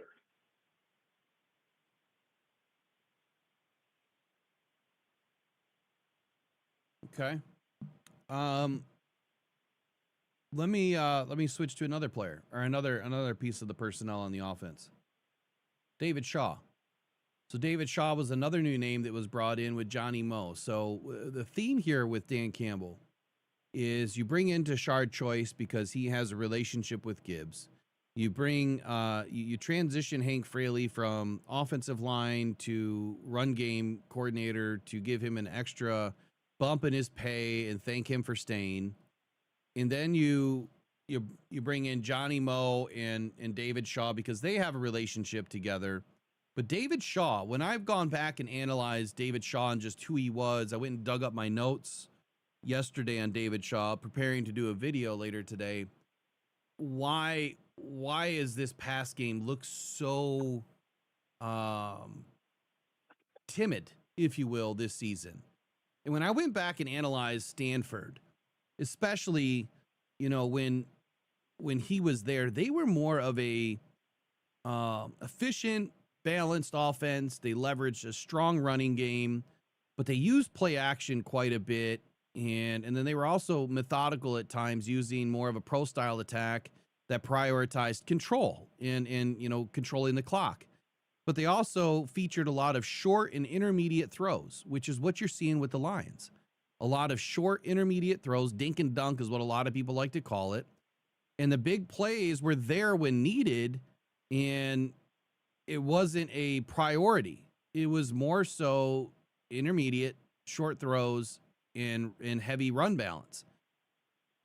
I think that's a big mistake. I think when adding David Shaw, now that we've seen a whole season of the work, I think what David Shaw has brought to the passing game has been the exact opposite of probably what we needed. The deep crossers that we were efficient with disappeared. When we use them, they work. So I don't get how we totally transform this offense from an explosive offense to a timid offense in one season. And I think that is the primary reason why this offense has failed and the scheme has fell apart and has not allowed our run game to open up, because you can't depend on the pass to open up the run. You can't, then depend on the run to open up the pass, which means you can't get into play action either way. And if you can't get into play action, well, then nothing works inside this offense. Any thoughts on David Shaw? I think David Shaw has done a very good job. I think, again, most of our issues, like, we still have a top 5 offense. Yeah. So to say the offense fell off is an understatement, unless you actually watch the games and pay attention to the play calling and the formations and who's getting the ball on the field. I think a lot of that still revolves around Johnny Morton and the formations that he's introduced to the team. Now, we were running, I want to say what seems like, and I don't have stats in front of me, I'm just going off of I know, visual intake, but we were running, I would say, probably 65% more tight and bunch formations than we were last year. And when you do that, you allow the defense to disguise what they want to do to the offense, particularly the offensive line, a lot more. You give them the ability to cover up what they want to do a lot more. Take Minnesota, for example. They are always in a tight, condensed defensive look where they have 8 to 9 guys on the line of scrimmage, and then they disperse. However their assignment is, whoever's blitzes, whoever's dropping into coverage or playing man, they attach to their assignment really quickly. When you're engaging in these tight offensive formations, you're kind of giving the defense that power to disguise their look, their coverage, their different defensive players' assignments. You're giving them the ability to hide what they want to do. More so than when we were spread out, where we were running a stack formation to the left, and you had one guy motioning across the line of scrimmage to the far right. Now, all of a sudden, the defense has to account for that.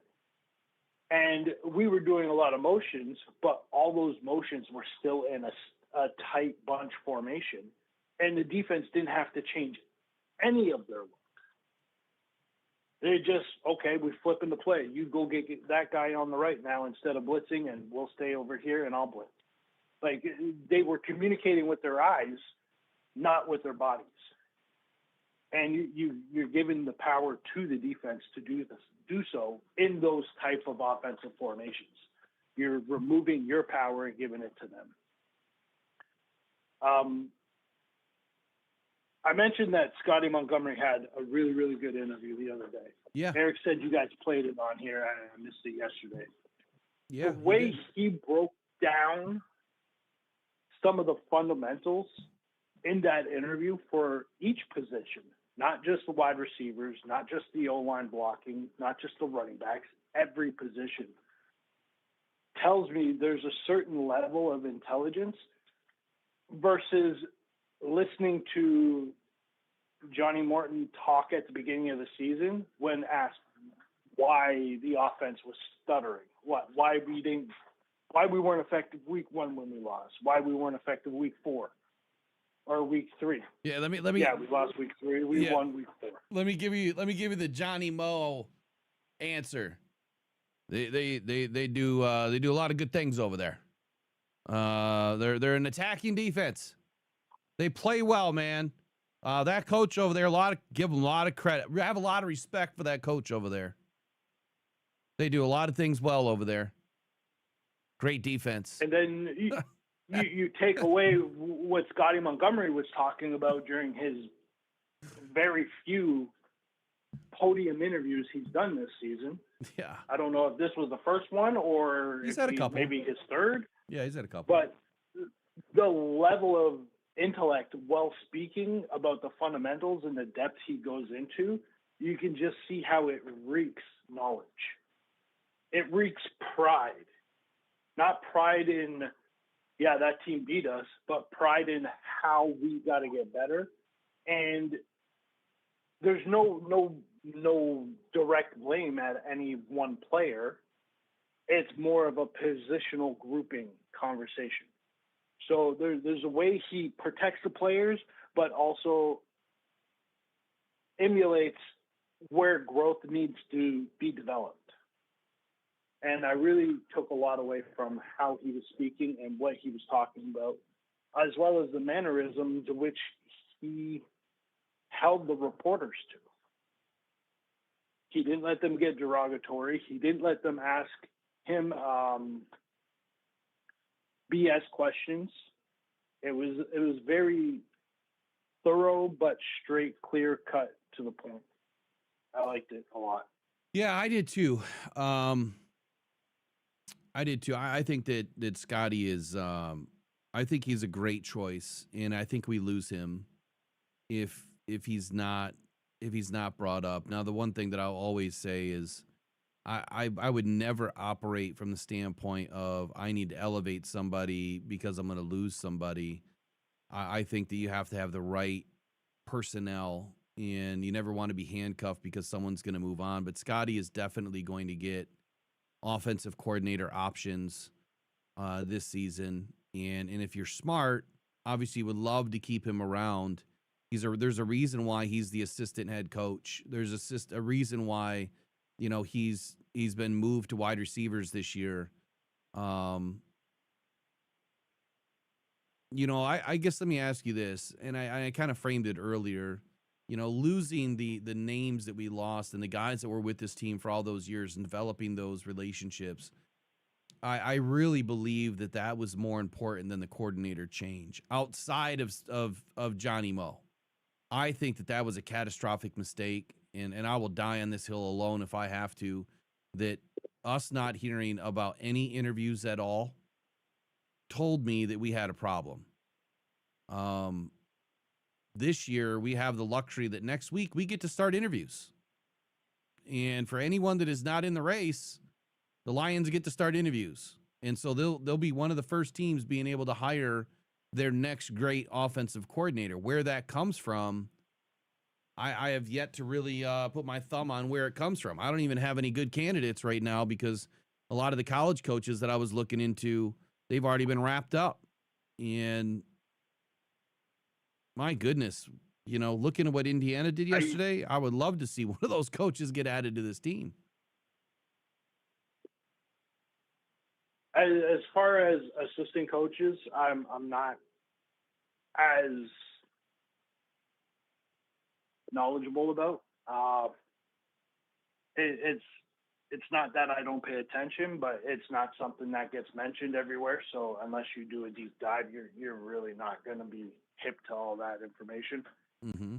But what I can say is circling back to what I was talking about earlier, where football is not just about 3 phases of the game, where it's about 8 phases of the game.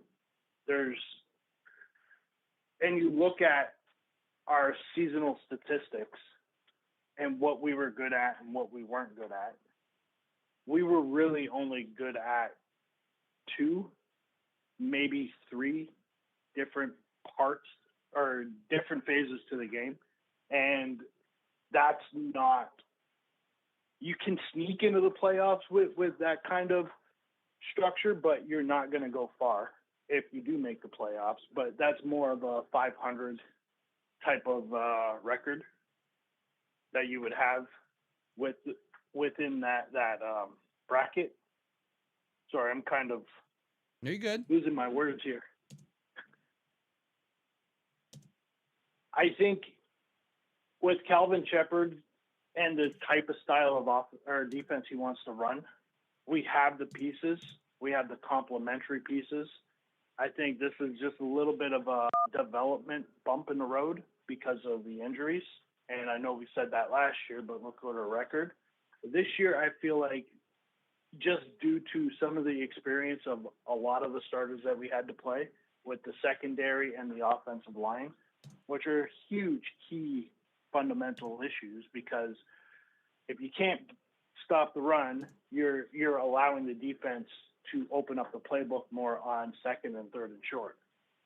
Where we were effective at stopping a run and forcing teams into 2nd and 3rd and long situations, you're narrowing the playbook and letting your pass rush just pin their ears back and give chase. So in this situation, I think the guys that were able to get quality starting time that were generally depth pieces are going to walk into next season with a much more heated battle for position and training camp. I think you might see this roster juggle a little bit. I hope Kirby comes back 100% healthy and he doesn't lose any bit of his mobility, acceleration, or speed. He was never a really fast player. He was just intelligent. He always seemed to be where the ball was going to be. Mm-hmm. And with a safety that can roam the field with that sort of intellect, you're going to give your D-line more time to get to the quarterback.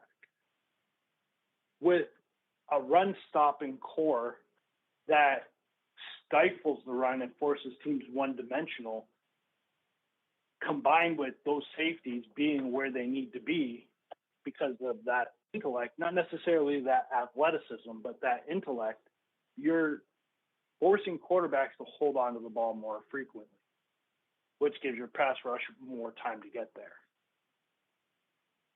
In our situation, we just didn't have those necessary pieces. We were playing with inexperienced athletic players that didn't have the knowledge to fill gaps before the plays were made in the gaps. There was no foresight during the play. It was more thinking and less reaction, to your comment earlier in the show.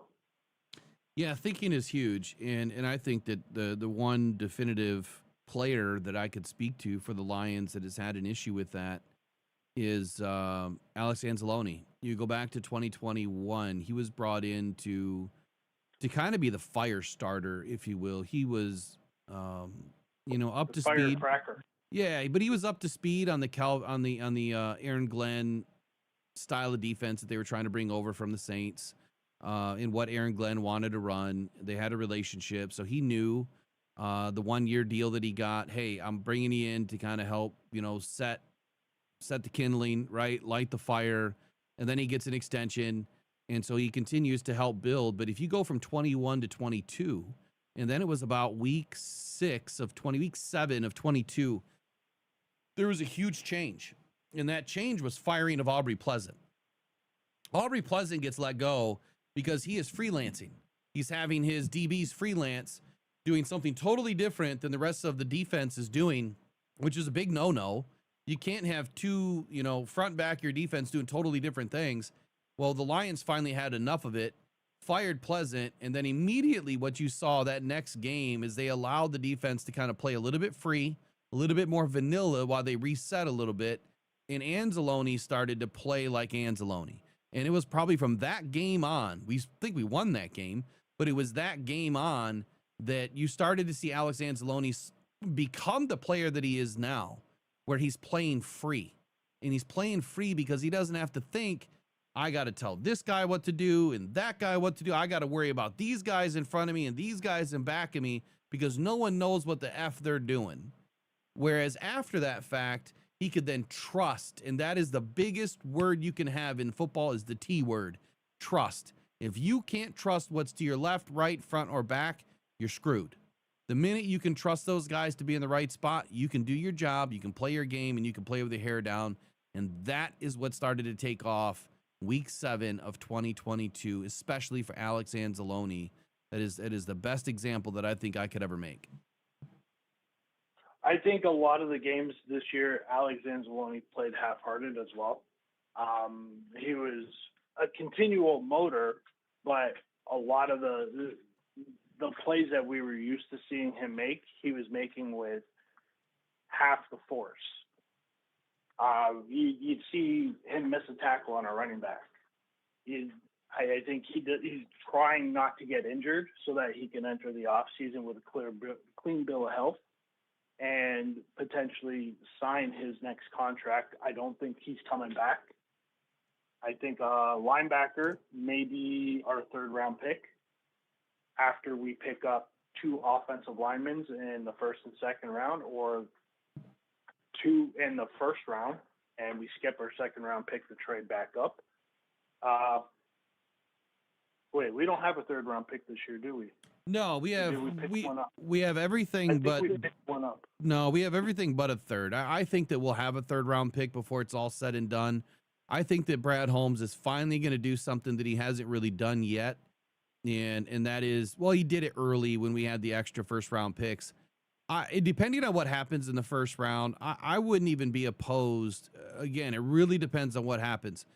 But if the right left tackle or the right center or, the right defensive tackle is not, or the right linebacker is available in the second round or looks like they're going to be available early in the second round, and you can trade back, maybe you trade back into the first round a little bit, and not only do you gain somebody's first, but you gained an extra second.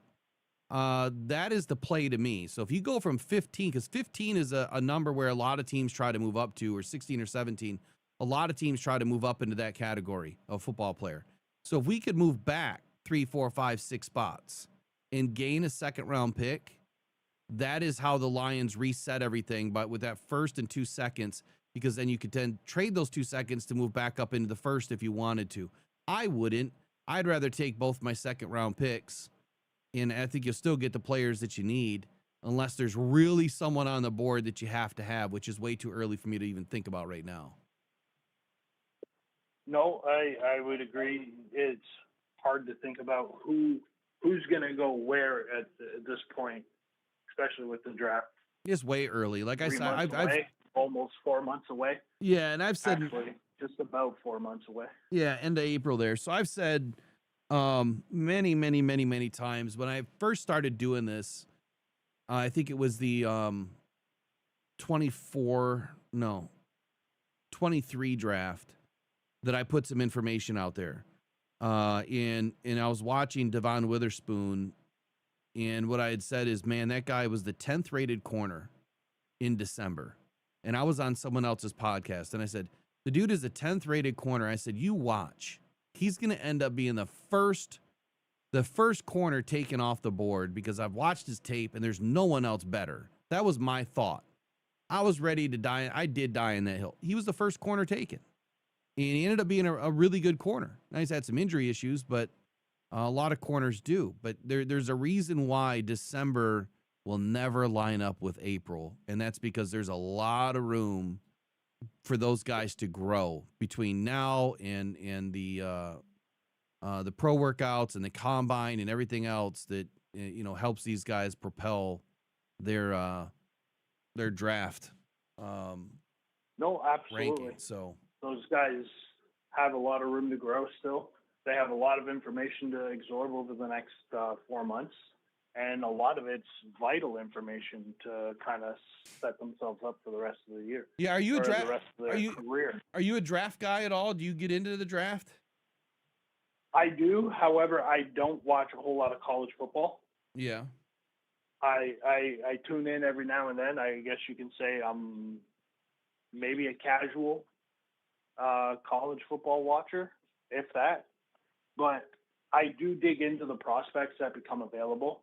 I look at the top 50 prospects. I look at a number of different mock drafts, and then through that, I do my own highlight reels and look into each player that I think we need based off position needs. Gotcha. So I'll start that kind of mid-January to beginning of February. And I kind of go pretty heavy into YouTube and Google and do my own research. I was calling the Jahmyr Gibbs pick. I was calling for the Jack Campbell pick. What I said is this would be the perfect bait for Detroit to trade back, let someone take Bijan Robinson, and snatch Jahmyr Gibbs at 12. Or at least that's what I was hoping we were going to do. Because if we would have took Jahmyr Gibbs ahead of Bijan Robinson, that would have flipped the NFL draft on its head. It would have flipped the entire league on its head because everybody was pegged Bijan Robinson to be the best and clear favorite for RB1 out of that draft. For another running back to go ahead of him, that would have raised a lot of questions. It would have opened up a lot of people's eyes. I also said Jahmyr Gibbs was the best offensive weapon in that draft, not running back, but best offensive weapon. And he should have been the guy that we took, and we did. Yeah, it's interesting, man. That draft was crazy. I still can never get over the fact how people can look at that draft and say Brad made mistakes with Hendon Hooker when you drafted 4 studs. You're supposed to have 7 picks. You drafted 4 out of 7 studs. And I don't care who you got the rest of the draft. After that point, that draft was won. And if you would have had any other studs out of that draft, that's just insane. Well, 20 GMs out of 32 probably don't draft 4 studs out of 4 years. So that tells you a lot of what Brad Holmes is doing. Well, that's something that the reason why he's a GM and not a talent scout coordinator or a GM, because he's identifying real talent and he's hitting the nail on the head as far as helping teams build a club, a complete club. So I'm Can gonna you imagine Green Bay landing Brian Branch instead of trading us that pick? Yeah, right. I mean, what a crazy turn of events for the Lions and seeing the seeing who Brian Branch was going to be. I mean, that totally stifled the Packers. If they had Brian Branch, they're probably winning a couple of those games early on between 21 and 24. Can you imagine Brian Branch and Micah Parsons on the same team right now? That would be although they're both injured. Yeah, it'd be insanity. But could you? Brian Branch could cover up what Micah Parsons lacks in run stopping ability. That would be a hell of a combo. Defensively, anyways.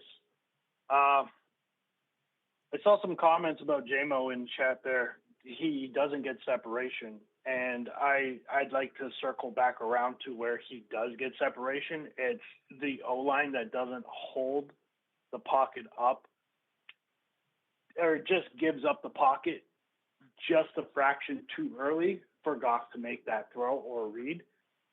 Don't forget, JMO can run a 100-meter dash in 10.53 seconds in high school. So he's much faster than that right now. We don't know his 40 time. It was never actually clocked. There's rumors on Google as far as how fast he ran that. But I'll let y'all dig that up. Well, I think But- the issue is, and this will go back to what Scotty said yesterday about Isaac Tesla, because I've seen it.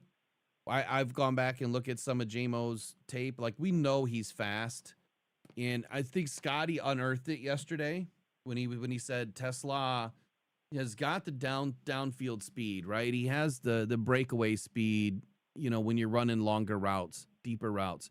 But it's that intermediate short speed. It's the short area quickness. It's the footwork. It's being able to, what did he say? It's a very specific term, and it's escaping my mind right now.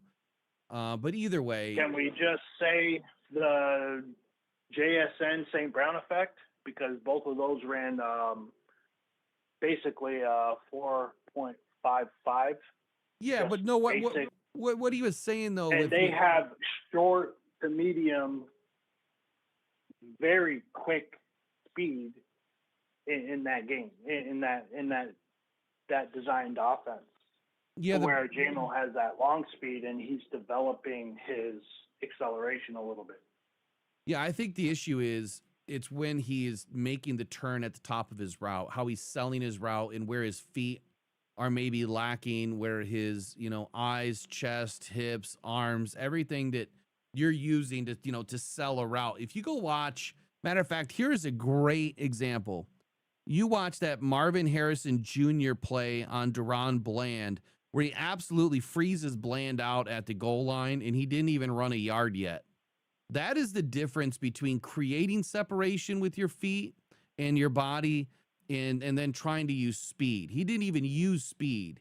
He used his feet, his upper body, he sold it, and Deron Bland fell to the ground. It was one of the craziest plays I've seen this season.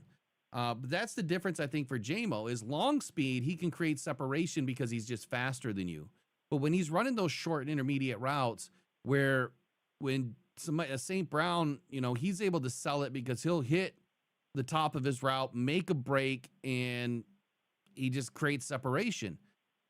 JMO, for some reason, runs his breaks on a wider arc, and he's not pinpoint accurate digging and closing and turning to create that separation. I think that's the only difference. It can be fixed. It still can be fixed. But I think that's the only issue with his separation is on the shorter routes. Longer routes, he's got it. And that's why I'll ask you know, Shaw and Momo here, why are you making JMO run things that he's not having his best opportunity with? Let the dude run the deeper cross routes. That's what he's great at. I think I would like to see somebody like a retired receiver that had elite footwork. One that comes to mind is Chad Johnson. Oh yeah. Chad fast. Ochocinco. Super fast feet. That man could beat you 101 different ways off the line of scrimmage. Mm-hmm. He beat you with his eyes. He beat you with his feet. He beat you with his hips. He beat you with his shoulders. He wasn't incredibly fast, but he had enough speed to where once he outbreaks you, you're lost, and he's by himself. So I think getting a player like that caliber player in the coaching staff to kind of help with these wide receivers, not somebody who just speaks from knowledge, but somebody who speaks with real life experience to break down a DB. And I mentioned Chad Johnson specifically because of an interview he did with Travis Hunter, the best cornerback wide receiver prospect coming into the draft since Deion Sanders. Mm-hmm. And they had an interview, and it got into a bit of a heated debate. And Chad Johnson told him, I will give you my $100,000 chain right now if you stop me one time on 10 routes. Just once on 10 routes. I'll give you my $100,000 chain right now. And Travis Hunter declined to do the job, or do the challenge, because of what Chad Johnson was asking for in return. What was he asking for in return? I believe it was his first year salary off his second contract.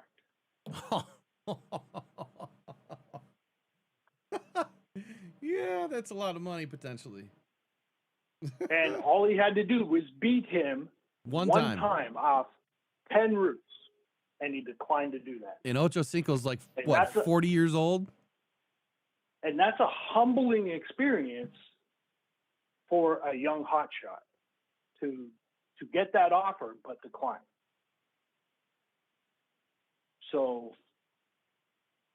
somebody with that sort of confidence, that sort of intelligence, that sort of athletic ability still at 40 years old, but that sort of experience, I think would go very, very far for players like Jameson Williams, Isaac Tesla, Jahmyr Gibbs, Sam Laporta, if we keep him, if he stays healthy. Sam Laporta is really, really good. But if he could get that quick footwork in the box where he's got a DB or a safety or a DB on him that can match that athletic ability, because as good as Sam is, we have seen him get eaten up in the passing game before. He's not like George Kittle, where he's forever open. All right. And I'd like to credit the Ben Johnson, because I think he had a hand in us taking Sam Laporta last year in the draft, or 2 years ago in the draft, because he worked with the tight ends. You think about it, he was the second or third tight end taken, and there was 6 or 7 tight ends taken in the first 2 rounds of that draft when we got Sam Laporta at 34. And he wasn't the best prospect when he was taken off the board. There was 2 others that were ahead of him. So I think Ben Johnson had a hand in picking that player up for us to continue to get better on offense.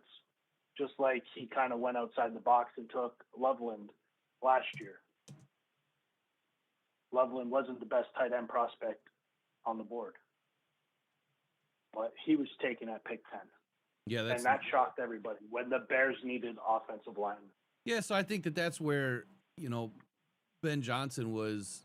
Well, I mean, they already brought in their offensive line, but I think that's where Ben Johnson knew what he wanted. That was a Brad Holmes move. He knew the player that he wanted, and he was going to do anything he could to take that player. He didn't care how it was viewed later. That's the player he wanted, Yeah, and it may have taken, I think, 10 games, 11 games for Loveland to get up to speed with the offense and how he wanted things to go and the things he wanted him to do. But look at him right now. Like, Loveland's a beast. He's exposing the DBs quite easily, and you can't put a linebacker on him because he's just too quick. Right. All right, let's I use the word quick, not fast. Let's wrap up with this. I got to take a call here. What do you think's going to happen this weekend with the Bears-Lions game? How important is it to you? What do the Lions need to do to win? Can they win? I guess kind of give me your thoughts on the game. Any bold takes or any takes at all that you wanna throw out there? I think if Ben Johnson's smart, he rests everybody. Yeah. And that would be the ultimate insult to Dan Campbell, being, you're not important. This game means nothing. I'm putting everybody on the shelf. Take your free win. It's not going to be free because the Bears are going to try, but I think that would be the ultimate insult to Dan Campbell and the Lions, and I think that would give us great motivation and a great storyline heading into next season. However, Ben Johnson has proven he's not as smart all the time. Example, Eric brought it up again, going for it. 3rd and 1, 4th and 1, and throwing the ball instead of trying to run it. So I think it's going to be a very physical grinding of a game. I think there's not going to be a whole lot of finesse. I think he's going to try and get Caleb to 4,000 yards by the end of this game, and that's going to be the downfall of the game. He's going to too much pressure on Caleb to hit that milestone, and Caleb's going to throw up a couple ducks, and our inexperienced secondary is just going to be athletic enough to pluck those passes out of the air. Caleb Williams' biggest downfall is his inconsistency. I mentioned it in chat. He is absolutely electric on the run. He throws dimes. He will miss passes too, but he very talented arm. However, I've also seen him with a clean pocket, no pressure, miss Roma Dunze by 10 feet over his head while he's standing on the sideline by himself on third and forever. Go back to week 2. Yeah. That dude could hit the broadside of a barn. Roma Dunze is a pretty hard target to sail the ball on. He's 6'3".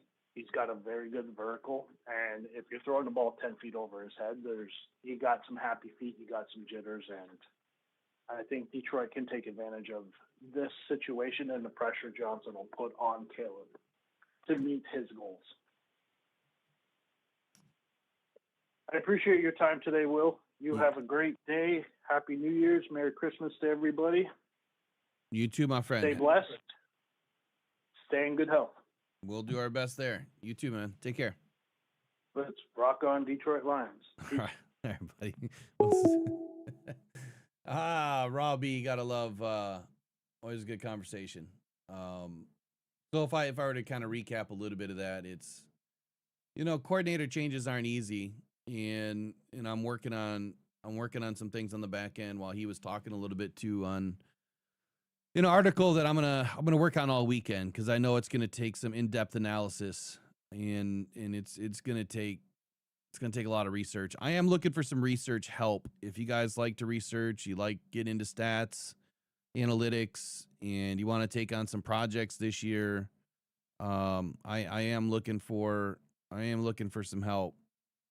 I'm always looking for people that want to write. If you want to write, you can write under a pseudonym if you'd like to, and that's just fine. But I'm looking for people that want to write on the Detroit Football Journal. You write whatever you want. Total content creation is up to you, as far as you have the control over your voice, and I don't care what it is. You can talk about whatever.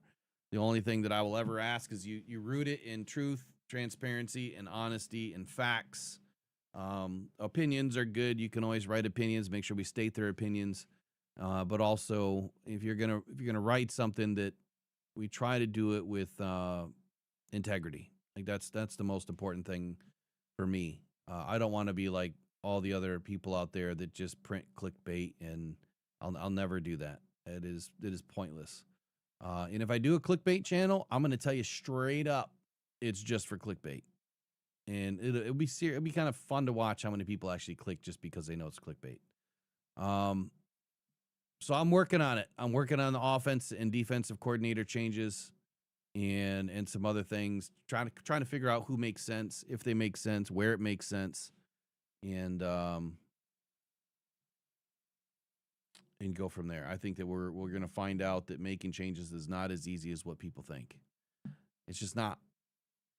I know that a lot of people will point back to the Eagles and say, well, but the Eagles changed coordinators, and Kellen Moore and Vic Fangio, and then they win a Super Bowl. Well, okay. But then look at the team that they had, right? You have to look at the team that they had too. It is an anomaly.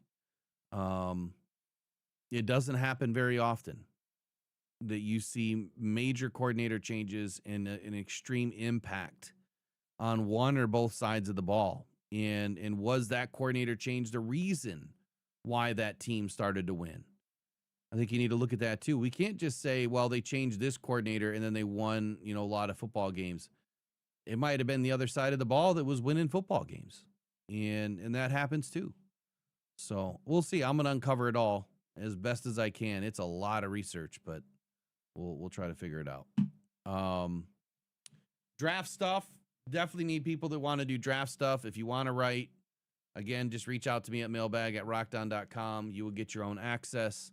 You'll be able to put up articles in draft format so that I can proof it, and then we'll send back the final version, and then we'll get it uploaded But we'll have that conversation off air too. So email me, mailbag@rockedon.com. In the subject line, put in there that you would like to join the Detroit Football Journal. And then, of course, for the rest of at least this month or a couple of weeks, if you would like to earn a free 6-month membership to the Detroit Football Journal, all you have to do is sign up for a free account. That means no credit card. You don't have to put that in. Just sign up for a free account, put your email in, and sign in for the free account, and then I will upgrade you so you have a zero paywalled experience.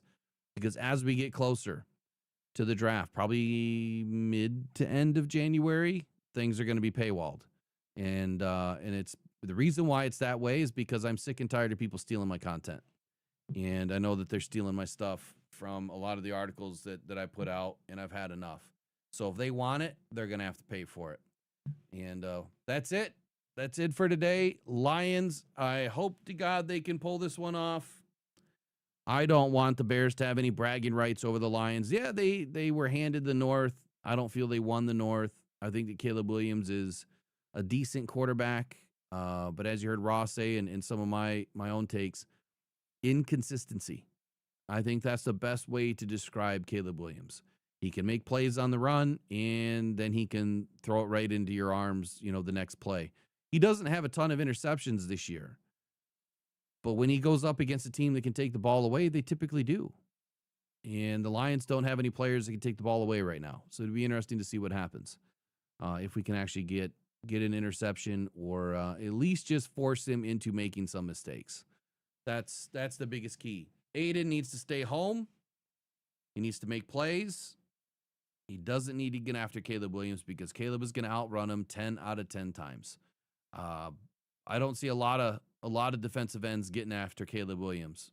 Aiden is no different. He's not going to win. You just have to bottle him up, force him to make mistakes, play clean, smart football. The penalties we didn't talk about, but the Lions cannot be penalized like crazy in this game. They have to play clean ball. If they shoot themselves in the foot, this game will be over before the second quarter. And I don't want to see that either. I don't want to see the Lions go out with their tail between their legs. I really don't. So I hope that they show up and they show out in this game and make it a competitive game either way. We'll see you guys on Monday for sure for the Rise of Grind morning show. I am still considering going to Chicago. Probably not. Still considering. But if I don't, I'll be right here during the game. We'll live stream it, and we'll be giving some things away. So we'll see you guys over the weekend. All right? Let me put the email in the chat, mailbag@rockedon.com. Just email me if you want to write and put that you want to write, for the Detroit Football Journal in the subject, and I'll get back to you in the next day or so. Okay? Take care. Go Detroit Lions. You guys have a good weekend. Happy New Year to everybody. And go Lions, man. It's the last game of the season. Pressured by Hutchinson. He goes